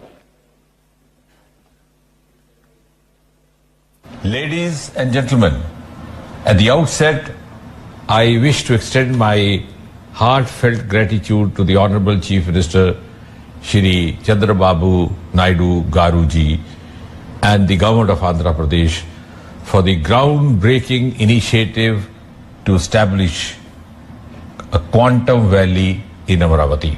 Thank you, Honorable Chief Minister, and congratulations to you and also your government. Friends, the National Quantum Mission, as we all know, is a key pillar in realizing the vision of Honorable Prime Minister with regard to the Atmanirbhar Bharat and also Viksit Bharat 2047. And this mission aims to foster self-reliance and strengthen India's innovative ecosystem, thus boosting global competitiveness and global capacities of India. And may I also add that under the visionary leadership of Honorable Prime Minister Shri Narendra Modi, India is rapidly advancing towards becoming a global leader in quantum technologies and also harnessing its exceptional scientific expertise as well as dynamic entrepreneurial spirit. And therefore this moment today marks a significant leap in India's scientific and innovation journey. The collaboration between the IBM, the Tata Consultancy Stores, the L&T and the Government of Andhra Pradesh is not just a technical alliance, it is indeed a strategic investment in the future of India's technological leadership. The Quantum Valley envisaged today is set to house India's largest quantum computer, that is 156-qubit IBM quantum system. It's going to be a landmark moment for all of us. I also extend my congratulations to all the stakeholders, the academic institutions, the R&D labs, the industry partners, the startups, the scientists, researchers, innovators who have all played a pivotal role in shaping India's quantum future. And therefore, ladies and gentlemen, the Quantum Valley initiative closely aligns with the National Quantum Mission of Government of India, reflecting India's bold ambition to emerge as a global leader in quantum technologies.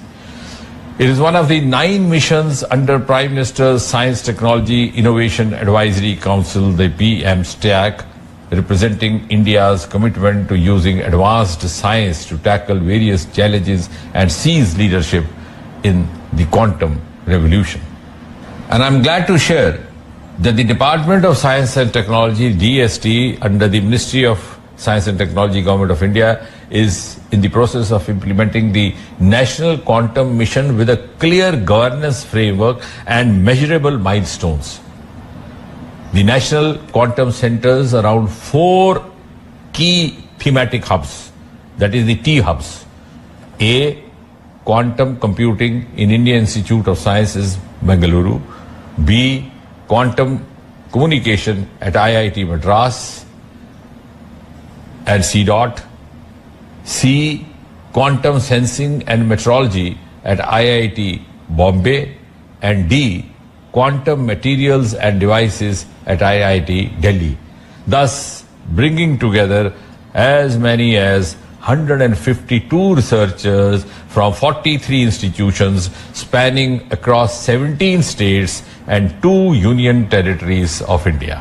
And one of the key strengths of these thematic hubs, or the T hubs, lies in their multidisciplinary approach, thus effectively bridging the gap between the cutting-edge research and the industry needs by fostering technology development, by nurturing skilled human resources, by supporting startups, as well as industry partnerships, and lastly, by also strengthening the international collaborations.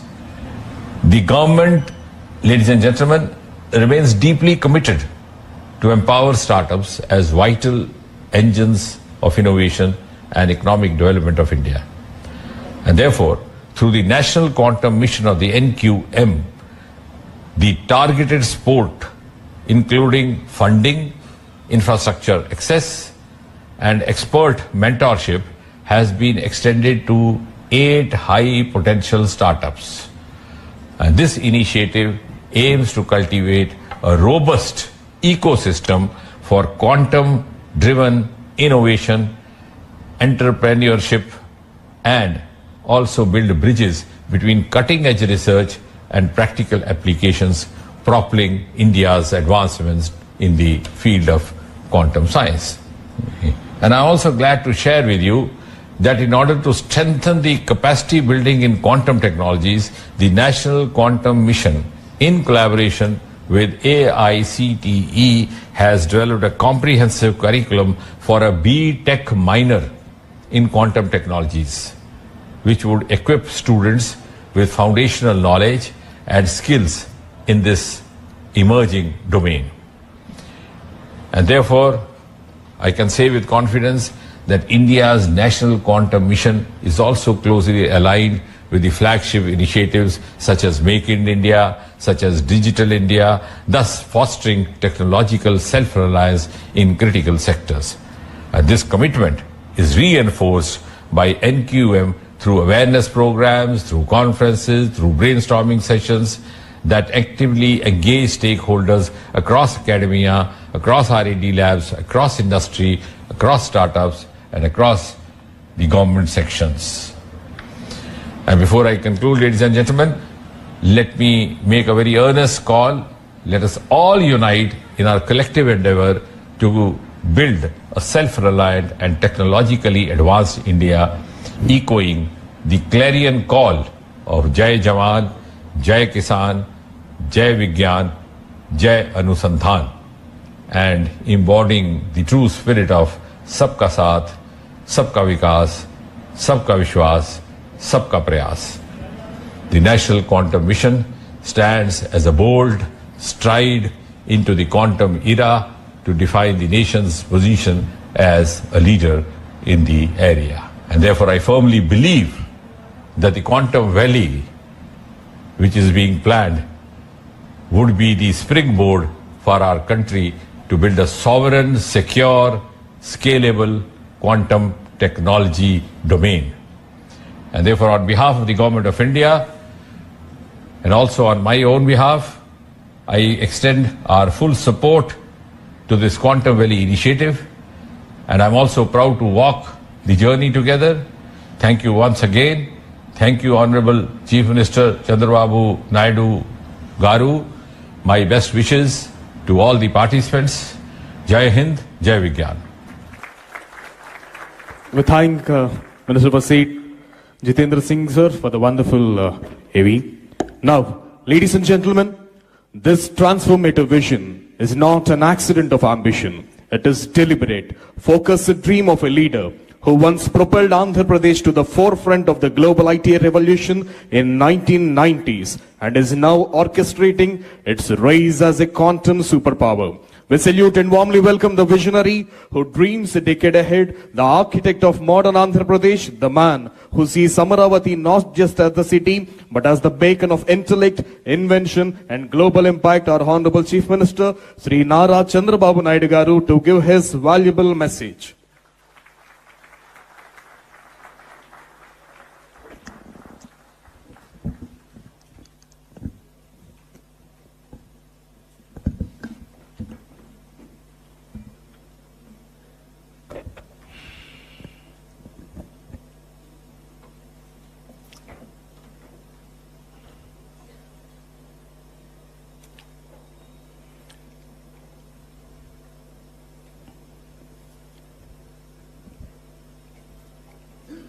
Honorable Minister of State, Minister of Science and Technology, Government of India. Just now he appeared on video conference, Dr.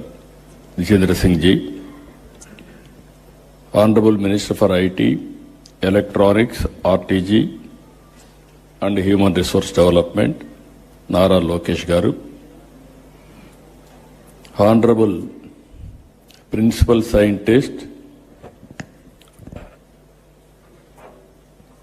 Honorable Principal Scientific Advisor to Government of India, Sri Professor Abhay Kumar Sood Garu, Honorable Secretary, Department of Science and Technology, DST, Government of India, Professor Abhay Karandekar Garu, respected Vijayananda Garu, Her Excellency Jennifer Larson Garu, K.N. Satyanarayana Garu, Professor Kamakoti Garu, Madhumurthy Garu, Satish Garu, Rajan Garu, Sandeep Patil Garu, our Secretary, respected Bhaskar Garu, and friends. Originally, we thought to promote quantum computing. Then I thought to invite some of important people who will do this job. By that time, Government of India has announced quantum mission. Here is a man, Mr. Kamakoti.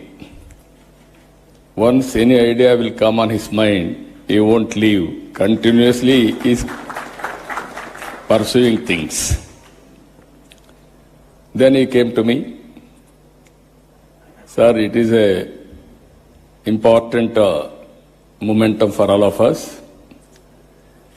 We have to push quantum computing. How to do it, we have to work it out. Then immediately I contacted Government of India, Secretary Abhayji, and then Minister. They also agreed in principle.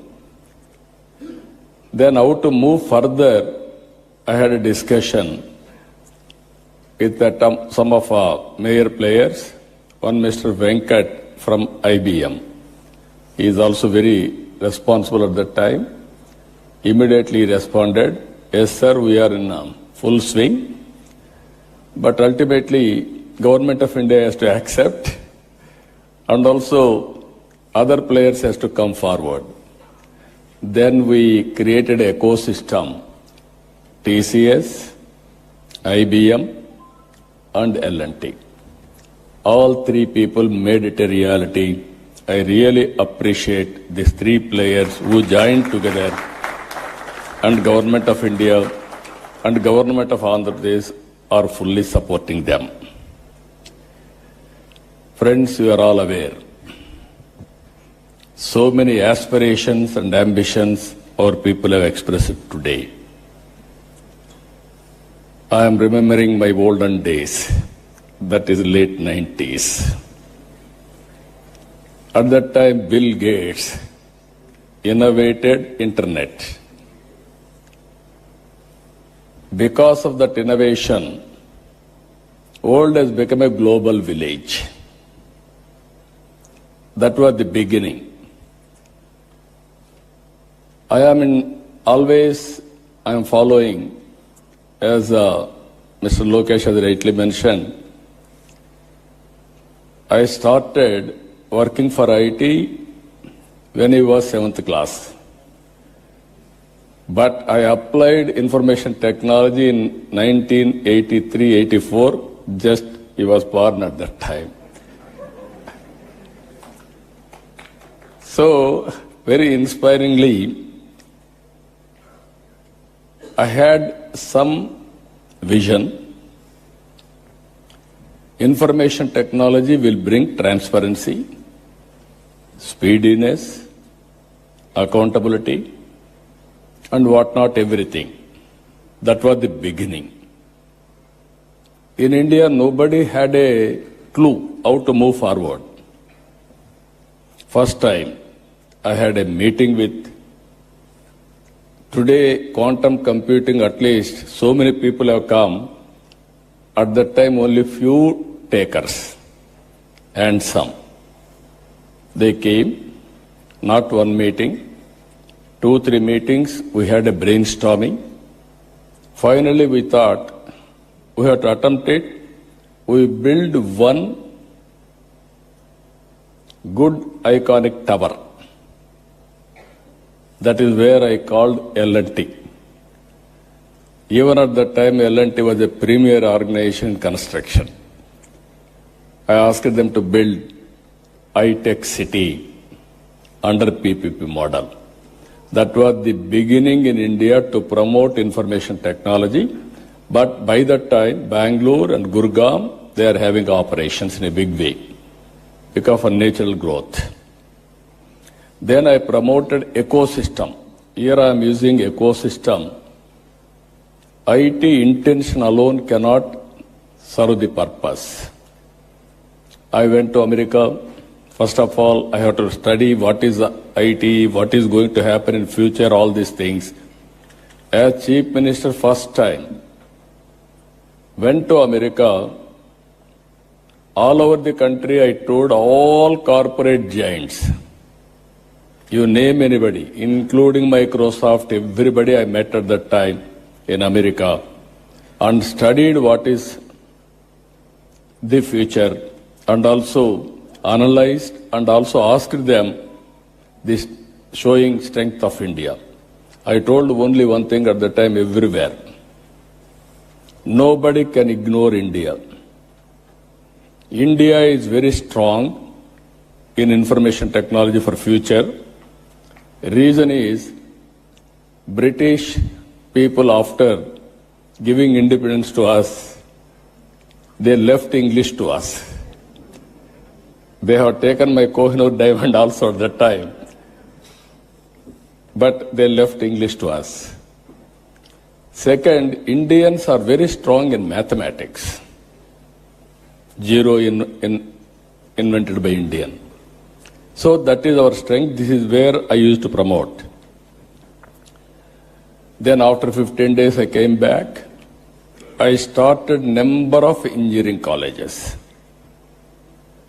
And also I promoted IT education and asking people to educate their children in IT.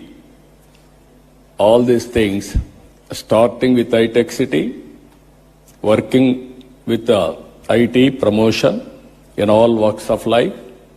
Today I can say very proudly, Hyderabad has become a hub for IT and also all related, not only IT, all futuristic technologies. Highest per capita income in India, contributing Hyderabad 75% income for the state. I can announce proudly, all over the world, every 4 or 3, one is Indian in IT sector. Among Indians, 35% are Telugu community all over the world, including India. Now again I can say one thing, highest per capita income all over the world, you go to any country, America, our Consul General is here. I am proud to say we are serving your country, our people, in a big way. That is where highest per capita income, you go any country, Australia, Africa, or America, everywhere, Indians are earning. All these things happen within 25 years' time. Now I am saying, at that time, iTech City with IT, America is having Silicon Valley. We wanted to create Quantum Valley in India. That is where Andhra Pradesh comes. That is the inspiration.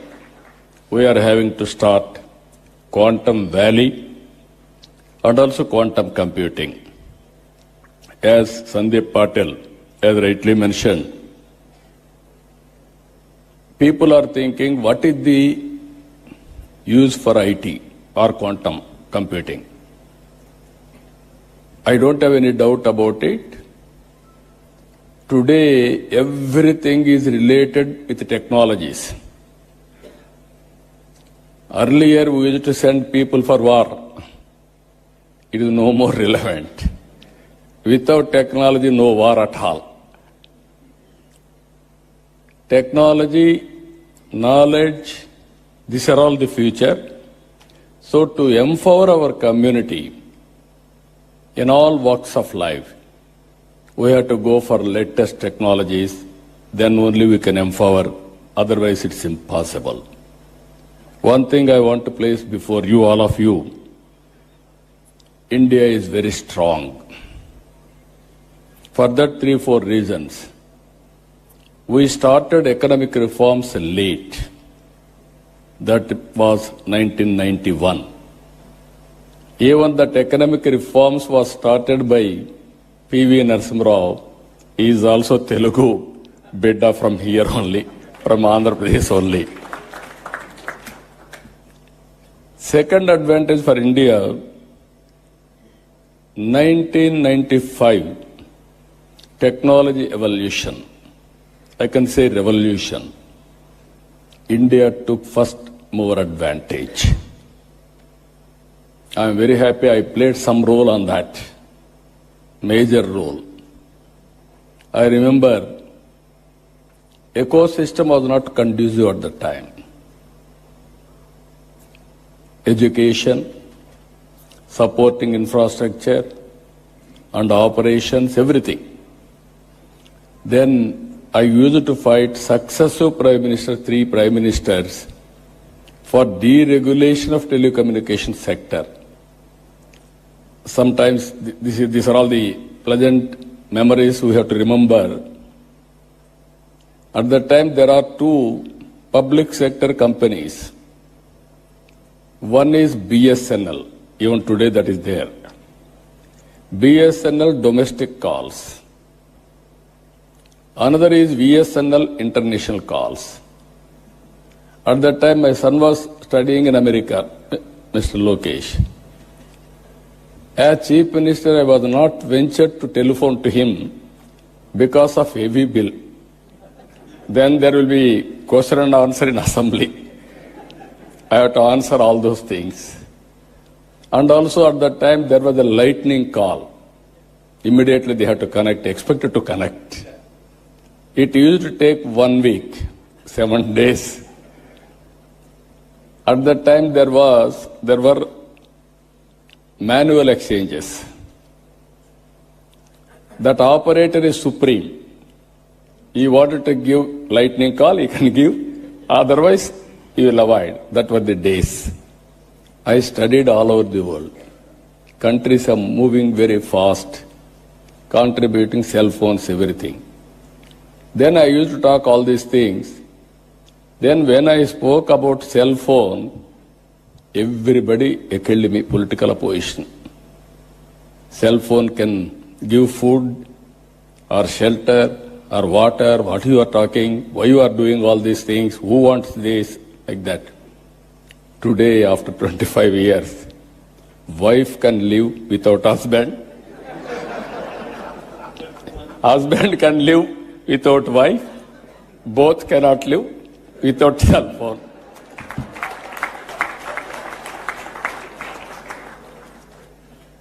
As a matter of fact, it is a weapon for everything. I can work, I can communicate, I can operate, I can do everything. But not everything. That is where reforms has taken place. Third one, technology evolution. Indians are playing major role. Now India is having advantage demographic dividend. This some of you may not understand. Biggest advantage for India, young India. Always youngsters can take risk. While all other countries are facing aging problem, this demographic dividend advantage will be there up to 2047. Now I can say proudly, India's population is 146 crore population. China's population is 130 crore now. India will increase up to 170, 165. China population will be 100 crores. It is decreasing now. So, Indians can service the Indian community 80%. 20% can service global community now. Both corporate and public governance. That is the power of India. That is the power of population in India by using technology. Nobody can beat India in development. So these are all three advantages.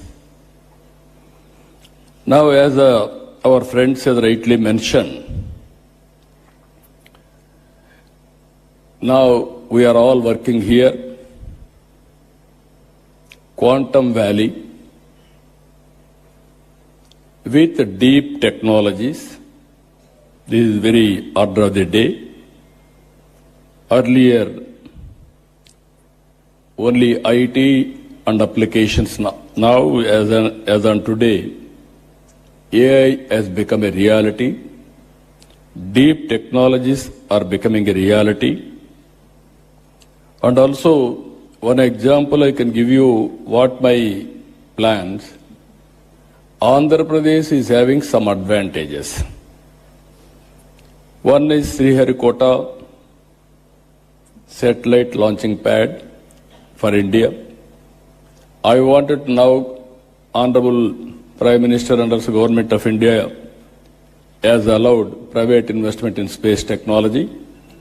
We wanted to create space technology, space city, aerospace, defense and civilian, huge demand in India. We want to go for aerospace and also electronics. Earlier, India was importing. Today we are exporting. There is huge demand globally, even for electronics production. And also drones.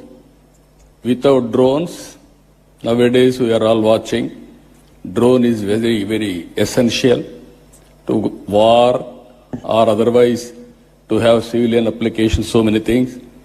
We created a drone city. Automobile, new technologies are emerging. Green energy, EV vehicles, everything there we are working. So Andhra Pradesh is very strong in green energy. I have seen in my life, there was no phone.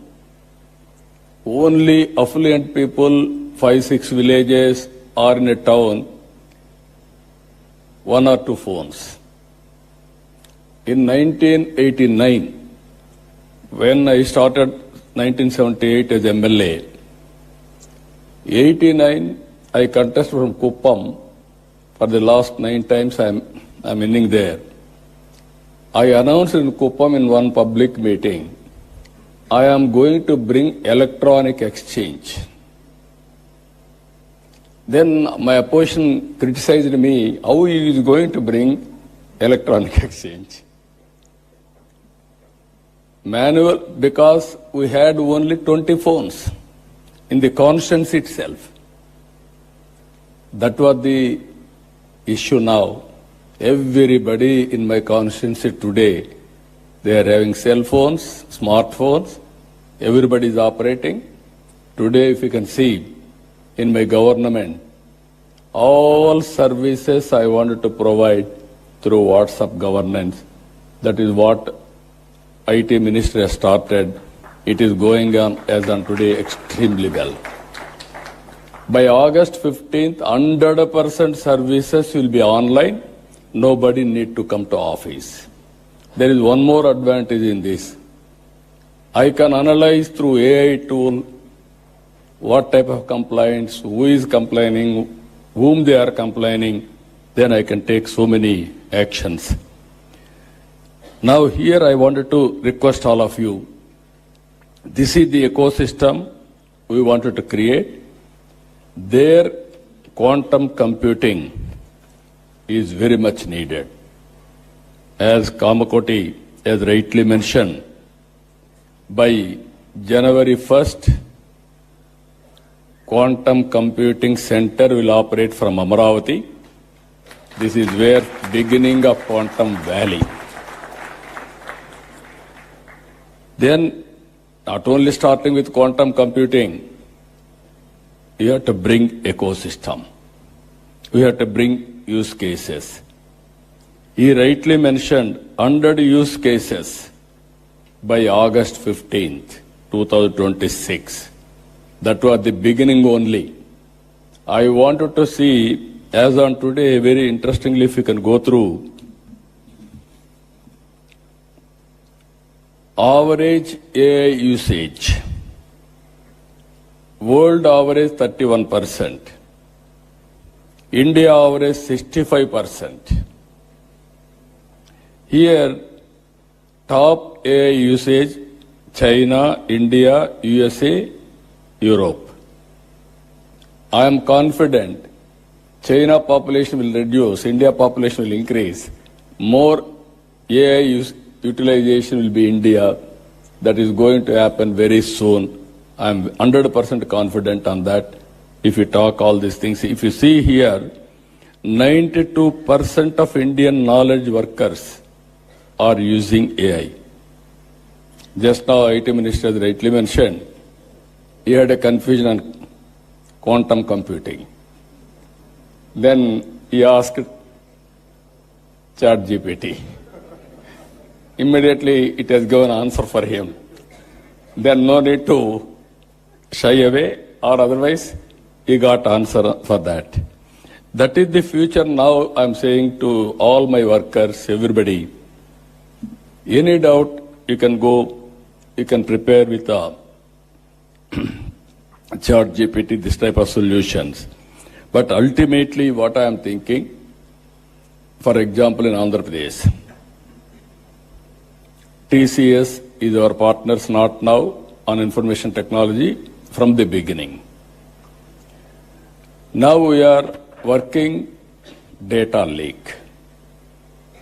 By integrating all records in Andhra Pradesh with data, individuals, authentication with Aadhaar, and also family as a unit, and every house is geotagged, and also GPI, GI, and also Government of India programs, Government of Andhra Pradesh programs, and public satisfaction, service delivery, all files online. Now we are going, historical data is available, we are computerizing, we are putting on cloud or data centers, and at the same time, tools are available, AI, now we are talking quantum AI, AI for quantum computing, and also real-time data is available now through satellite, drones, CCTV cameras, IoT, wearables, sensors. By creating aware, we are getting 42 parameters real time. It may be temperature, humidity, rainfall, thunderbolt prediction, cyclone, cloud burst, soil moisture, groundwater, reservoir water, whatnot, everything. Even pest, crop pattern, prediction of crop yield, so that I can plan it for marketing.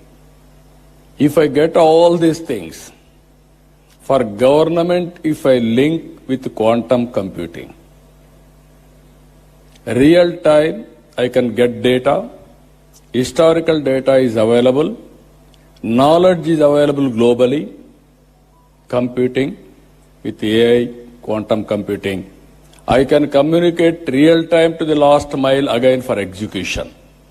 That is a game changer for future, either for health, either for agriculture, either for any walks of life.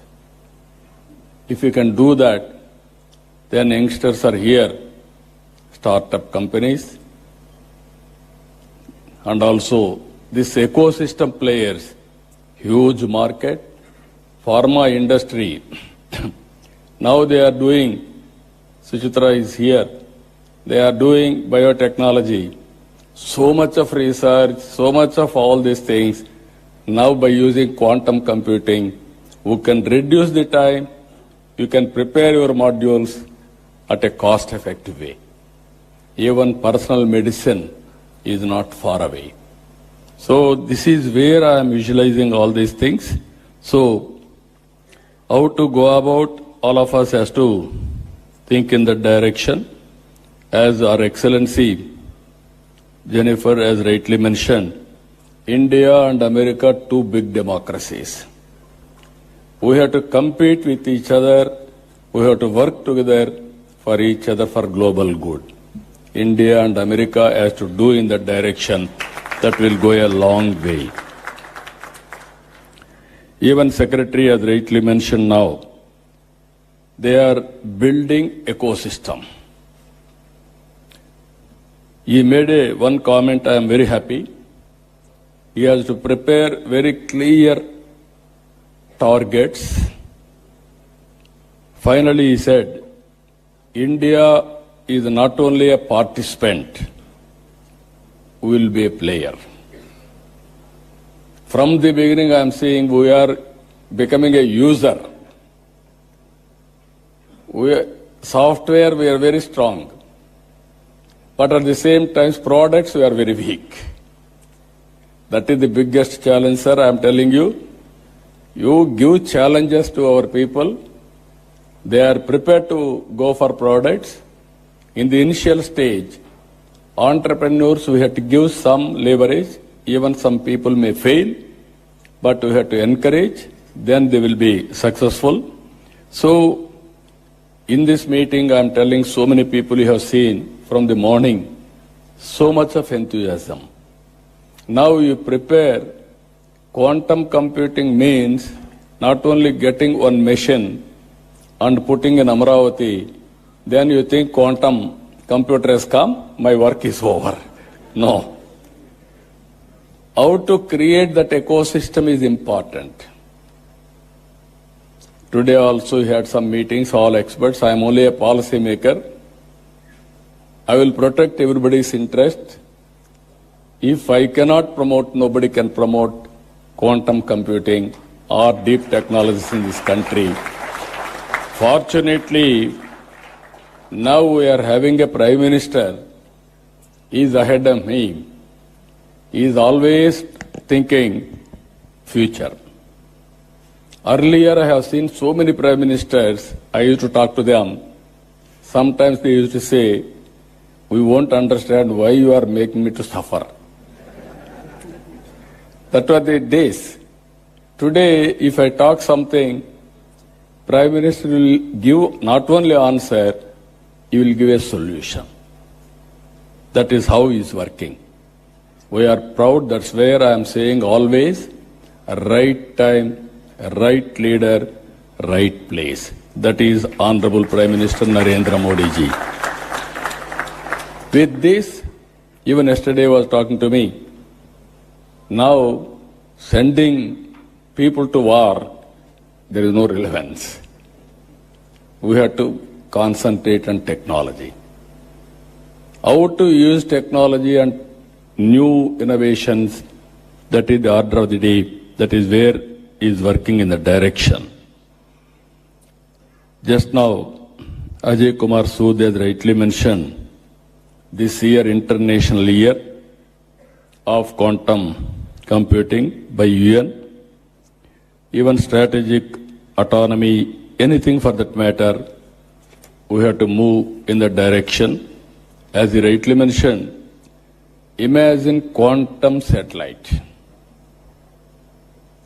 As on today, satellite is giving some advantages. If you go for quantum satellite, then you can imagine how things are going to. It is a matter of, I am very clear, innovation is the order of the day. There are revolutions now in innovations. We are thinking somebody is innovating. That is where I used to say always, earlier, myself, I had one Mr. Raji Reddy, who was a professor in computer science in Carnegie Mellon University. We used to discuss how to take computerization to the common man. Then we created for graduates post-graduation in computer science. We believed at that time everybody should have computerization knowledge. Then only application of his knowledge will be very easy. Common man, how to take it up. We used to discuss about at the time with so many innovative ideas. All those things are becoming reality. Even language barriers we are able to cross today.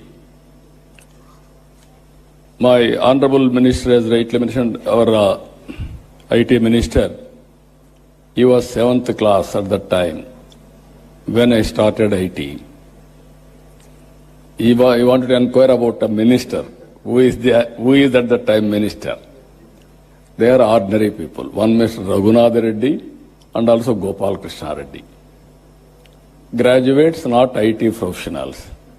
Now he is Carnegie Mellon University Computer Science Minister background and also Stanford MBA. Both are very good in designation. Now he has to understand IT and apply IT and also use quantum computing and produce outcomes, use cases. That is his responsibility as minister. That is where I am giving a vision now, and also we are giving concepts, vision. He has to get it done now. As Honorable Minister has rightly mentioned, Government of India is committed for a cause through quantum mission, and also Government of Andhra Pradesh has taken lead. He created some hubs, all these things he explained all of us. Funds, resources is not the constraint. When there is a will, everything will fall in line. We can create wealth. We can generate revenues. Again, we can spend money. That is how economy will run. So all friends are here. It is a win-win situation. All ecosystem players, I am requesting you join us for this great momentum. I don't have any doubt we will achieve it. But as our friends have mentioned, India should become a player, not a participant. Any ecosystem we have to create. All international companies, I am telling you, if you miss now, you will miss forever. Nobody can venture missing India. It is a happening place, and also no longer if you think we will develop a product, we will market in India. No, you develop a product in India and you use Indian market also, and also Indian resources. So with everything, we are having clear vision. We will transform our vision with the support of Government of India. Friends, I am requesting, sky is the limit for innovations. You are thinking somebody is innovating. Essence of time, you have to keep it in mind. Move in the competitive world, then everything is possible. I am very happy by seeing all of you, so much of response. Even our people have stopped at one stage further registrations because room is very full. That is the enthusiasm it has created now. As our people have rightly mentioned, we have created one ecosystem, Ratan Tata Innovation Hub at Amaravati, and also 5 zones, 5 spoke models. We wanted to bring industry to lead, academic institutions as knowledge partner, and also I wanted to promote in a big way every one family, one entrepreneur. Earlier I promoted one family, one IT professional. It has served my purpose. Today I am promoting one family, one entrepreneur. That is especially in a knowledge economy, working from anywhere. It is not a big issue. Think globally, act globally. Distance is not the constraint. From Vijayawada or remote village in Andhra Pradesh, you start a company, you can serve the global community. That is the for today. That is going to happen for future. With this, for all our endeavors, quantum computing is going to play very crucial role. It will be next level. It won't come below this. With this excellent meeting, always I am saying I am a student, learning from others, and through public policies, I wanted to implement for the empowerment of people. Even today, by sitting here 4 or 5 hours, I am writing everything. I am understanding next level of technologies, how to integrate in my governance. I am very happy. Excellent occasion, very good momentum. Today you are going to declare Amaravati declaration. The declaration will take it up to the logical conclusion. I am assuring you again and again, any hurdles, I will work it out, I will sort it out. But Government of India is here, there won't be any hurdles now. Everything is positive. So, good luck for all of us. Thank you. Excellent day. All of you joined. All giants are here. National, international experts are here. Now everything is possible. Good luck for all of us. Thank you. Thank you one and all. And this vision derived a standing ovation from all the investors. Thank you, sir. Thank you so much for the wonderful and inspiring words, sir. Thank you very much, sir. And now I request the Secretary to Government, IT and C Department, Government of Andhra Pradesh, Sri Bhaskar Katamaneni IAS, sir, to please come forward for the Amaravati draft declaration.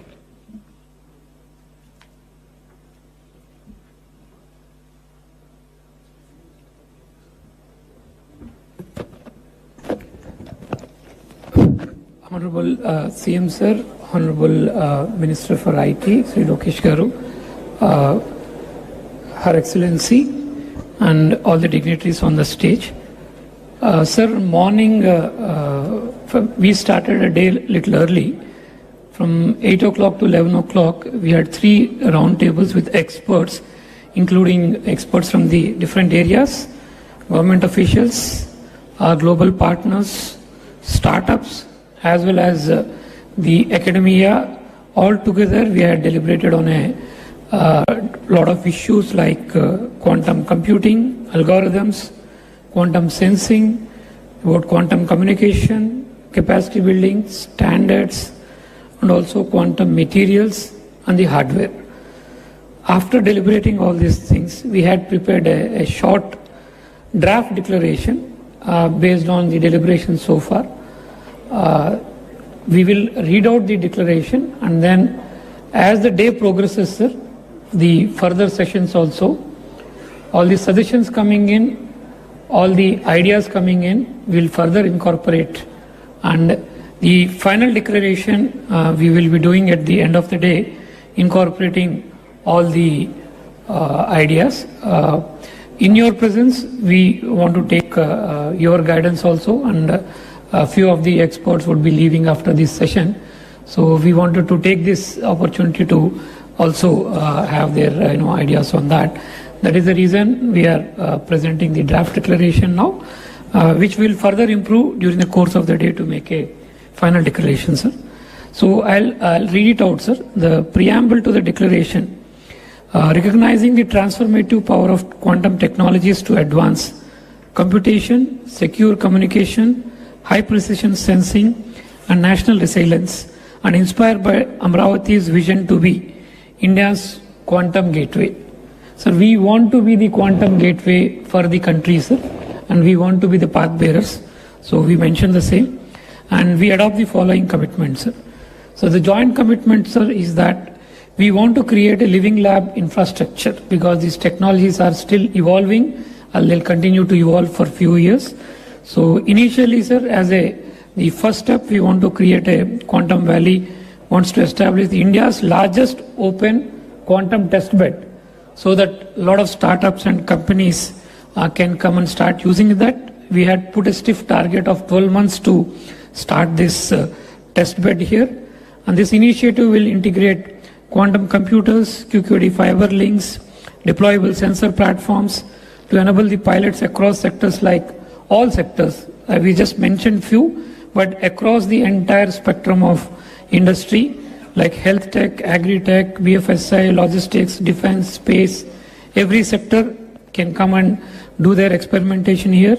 We'll provide end-to-end access to the quantum hardware, to the algorithms, to the tools and expert support, and also everything would be housed and hosted within a specialized tech park, which we will start in partnership with industry and academia, aimed at accelerating domestic R&D and capacity building. So few targets we have put, sir. By January 1st, 2026, this is your vision, sir. We want to establish the first IBM quantum system within the Amaravati Quantum Valley, which would be, as our Honorable Minister has indicated, would be the first in the South Asia, and that would be our first step. But of course, sir, we will not be putting all our eggs in one basket. And apart from this, all the existing and coming technologies, different technologies also, the computing systems will be put. Currently, we have 4 systems which are being pioneered by different organizations. By 2028, we wish to have all the 4 systems, and anything that comes between 2026-28 also.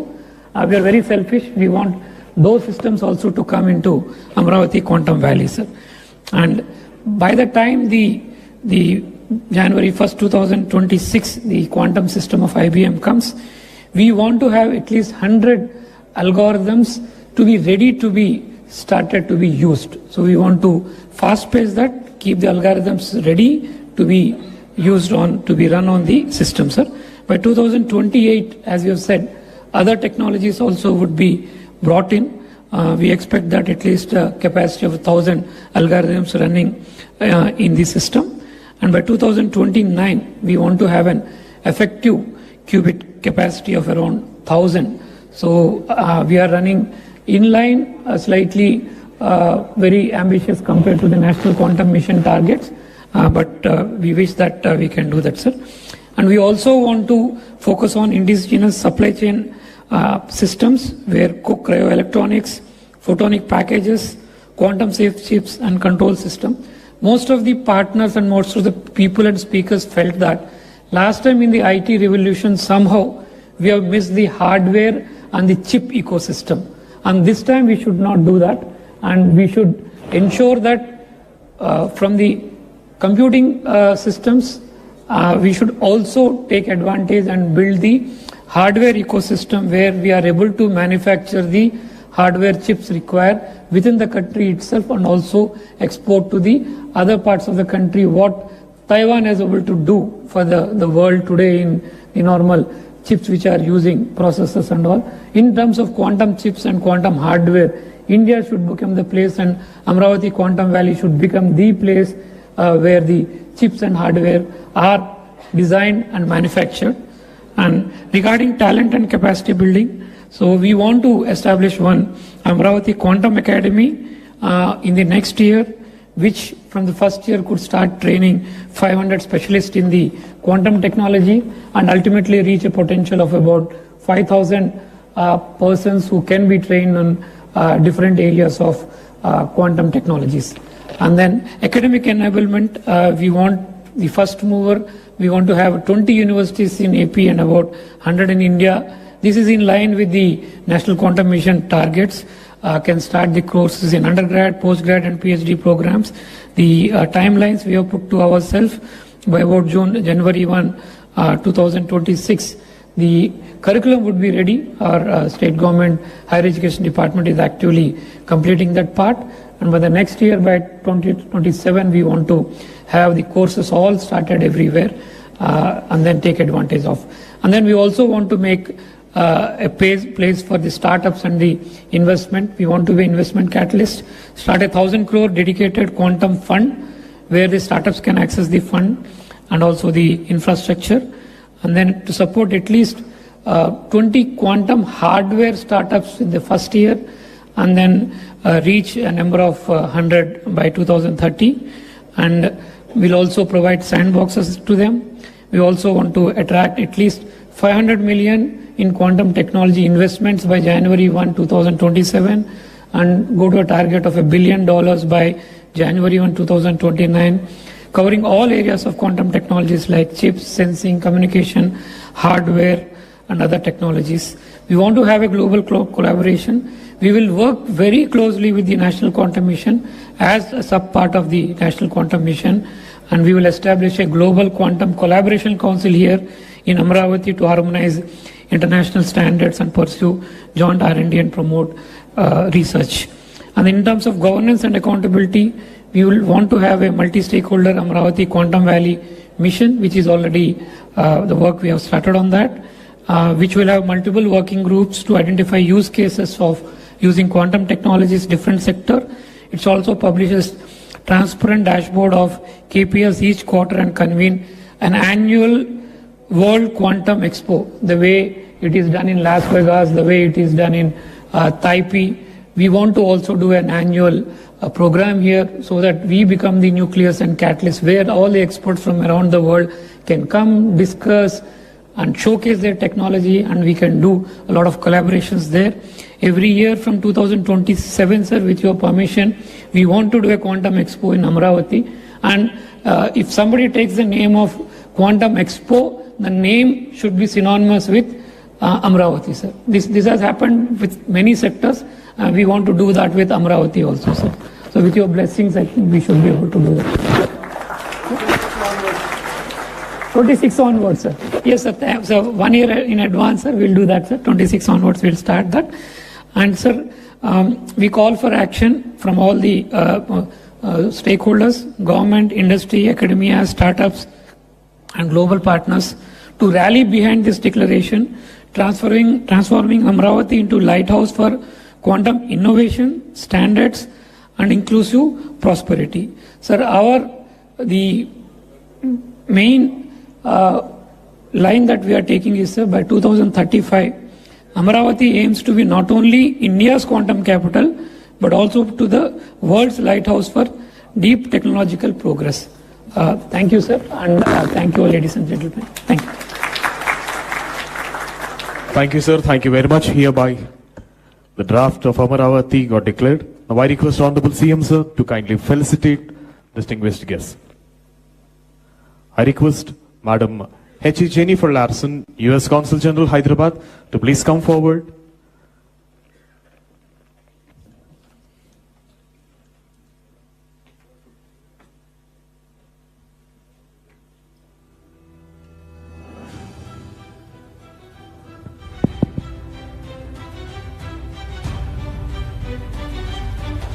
H.E. Jennifer Larson, U.S. Consul General, Hyderabad.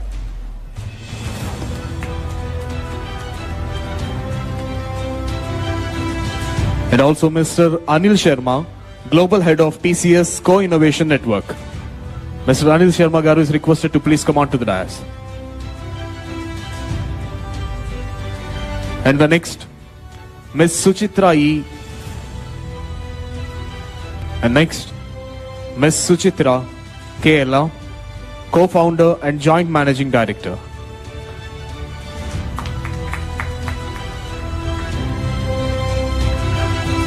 Next comes Mr. Rajiv Kumar, Managing Director, Microsoft India Development Center.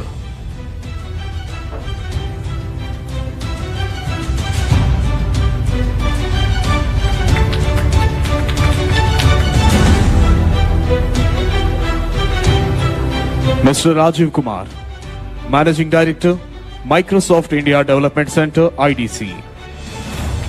And the next comes Mr. Amitabh Ghoshal, Vice President, India Operations, L3 Harris.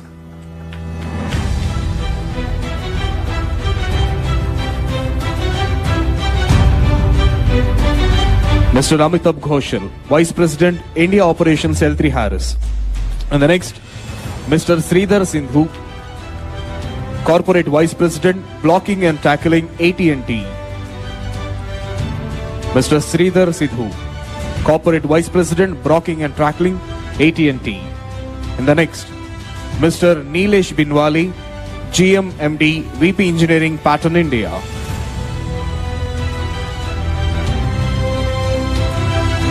Mr. Neeraj Binwali, GM MD, VP Engineering, Pattern India. Next, Mr. Manish Verma, Head, India Innovation Center, Warner Bros. Discovery Media.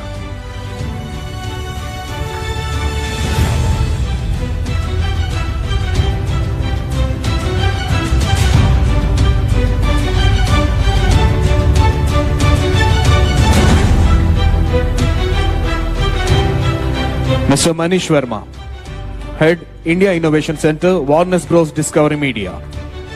Next, Mr. Phani Mitra, Global Chief Digital and Information Officer, Dr. Reddy's. Next, Mr. Amit Singhi, Director, IBM Research India and CTO, IBM India and South Asia.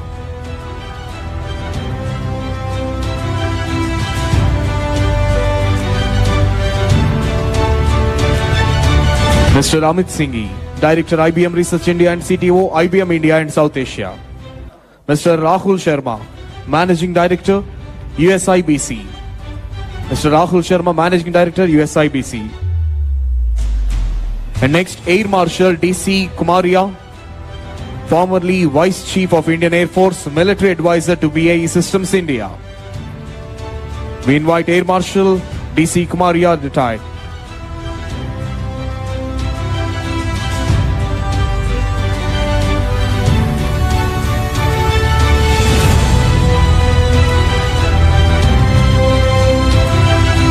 Air Marshal DC Kumaria, sir. And next, Sri Sandeep Patil, Managing Director, IBM India Private Limited.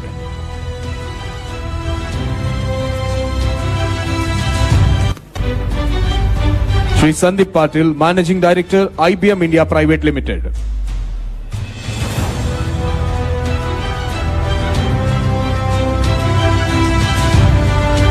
Sri Scott Cowder, Vice President, IBM Quantum Adoption. Sri Scott Crowder, Vice President, IBM Quantum Adoption. Shri V. Rajan Garu, President, Technology Software and Services, Tata Consultancy Services Limited.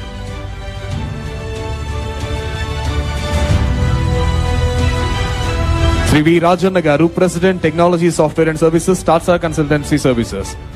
Shri M. V. Manish, Shri M. V. Satish Garu, former whole-time director and current Executive Committee member and advisor to CMD, Larsen & Toubro. Shri M.V. Satish Garu.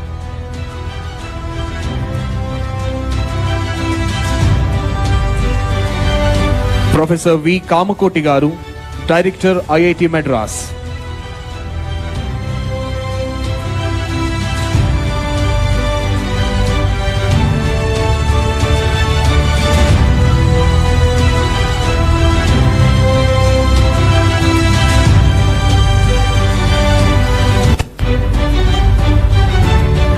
Professor V. Kamakoti Garu, Director, IIT Madras.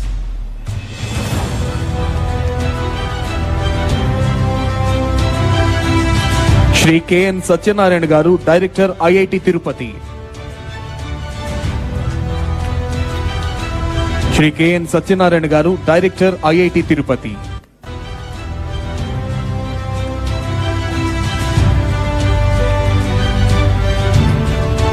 Professor Abhay Karandikar Garu, Secretary, Department of Science and Technology, DST, Government of India.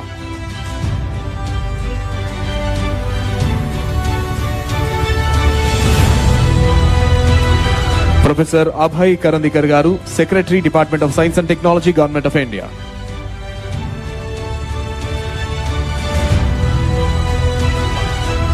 Professor Ajay Kumar Sood Garu, Principal Scientific Advisor to Government of India.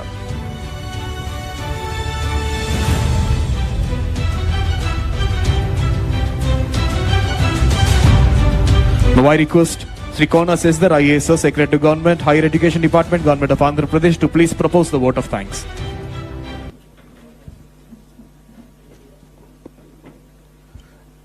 Good morning, everybody. My colleague, Secretary IT Bhaskar, deals with the technology side, and I, as Secretary Education, Skill Development and Training, deal with the academic side. As you know, it takes two hands for a clap. I assure you, sir, that we'll work very closely along with industry to realize your vision. As we conclude this inspiring inaugural session of the Amaravati Quantum Workshop 2025, it is my privilege to deliver the word of thanks on behalf of the Government of Andhra Pradesh. First and foremost, I extend our deepest gratitude to our Honorable Chief Minister of Andhra Pradesh, Sri Nara Chandrababu Naidu Garu, for his visionary leadership and unwavering commitment to transforming Amaravati into a global capital for quantum technologies. Sir, your presence and your words today have not only energized us, but have also reaffirmed a collective mission to build the Andhra Pradesh Quantum Valley as a beacon of innovation for India and the world. I also wish to thank Honorable Minister of State, Ministry of Science and Technology, Government of India, Dr. Jitendra Singh, for his message and words of wisdom. A heartfelt thanks to our Honorable Minister of HRD, IT Electronics and RTGS, Government of Andhra Pradesh, Sri Nara Lokesh Garu, for his inspiring keynote address, his relentless and futuristic vision for the state to lead in technology and education. I am proud to share that as we herald into this new era of quantum computing in the state's education ecosystem from our schools to colleges is undergoing a transformation as a part of learning excellence in Andhra Pradesh, that is LEAP program.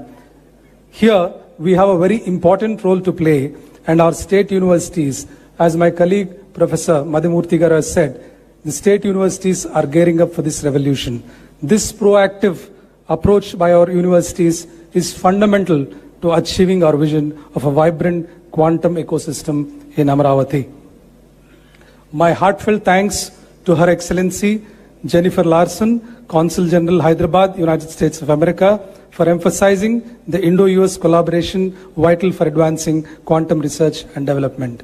We are also deeply indebted to Professor Ajay Kumar Sood, Principal Scientific Advisor to Government of India, Professor Abhay Karandikar, Secretary, Department of Science and Technology, Government of India, Shri K. Vijayanand Garu, Chief Secretary, Government of Andhra Pradesh, Shri Sandeep Patel, Managing Director, IBM, Mr. Scott Crowder, Vice President, IBM, Mr. M.V. Satish, Executive Committee Member and Advisor to CMD Larsen & Toubro, Mr. V. Rajanna, President, Technology, Software and Services and Head of Technology and Software Businesses, TCS, Professor Kamakoti, Director, IIT Madras, Professor K. N. Satyanarayana Garu, Director, IIT Tirupati, and my colleague, Professor K. Madhumurthy Garu, Chairman, APSHI, for the address and sharing Andhra Pradesh's vision and mission. To all our esteemed guests from academia, industry, and senior government officials from Government of India and Government of Andhra Pradesh, and Vice Chancellors from all our universities, thank you very much for your active participation. My special appreciation to my colleague Bhaskar, IT Secretary, for bringing out the Amaravati draft declaration. At this moment, I am reminded of Dr. APJ Abdul Kalam's inspiring words. Dream is not that which you see while sleeping. It is something that does not let you sleep. Today, we have collectively shared a dream, envisioned by our Honorable Chief Minister, a dream of transforming Amaravati into a vibrant, globally recognized quantum hub. Together, let us translate this vision into a reality. Thank you very much once again, and I look forward to seeing you all in the post-lunch session. Thank you very much. The post-lunch session will start at 2:30. So I think some of you got messages saying that 1:45, but it's because we are a little late. It will be 1 hour from now, so 2:30. So thank you. Thank you, sir. Thank you very much. Now I request Honorable CM, sir, and other dignitaries on the dais to please proceed for a group photo at the IBM prototype computer.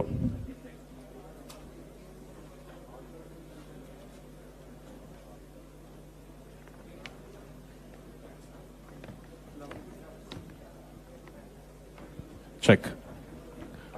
The IBM Quantum System 2.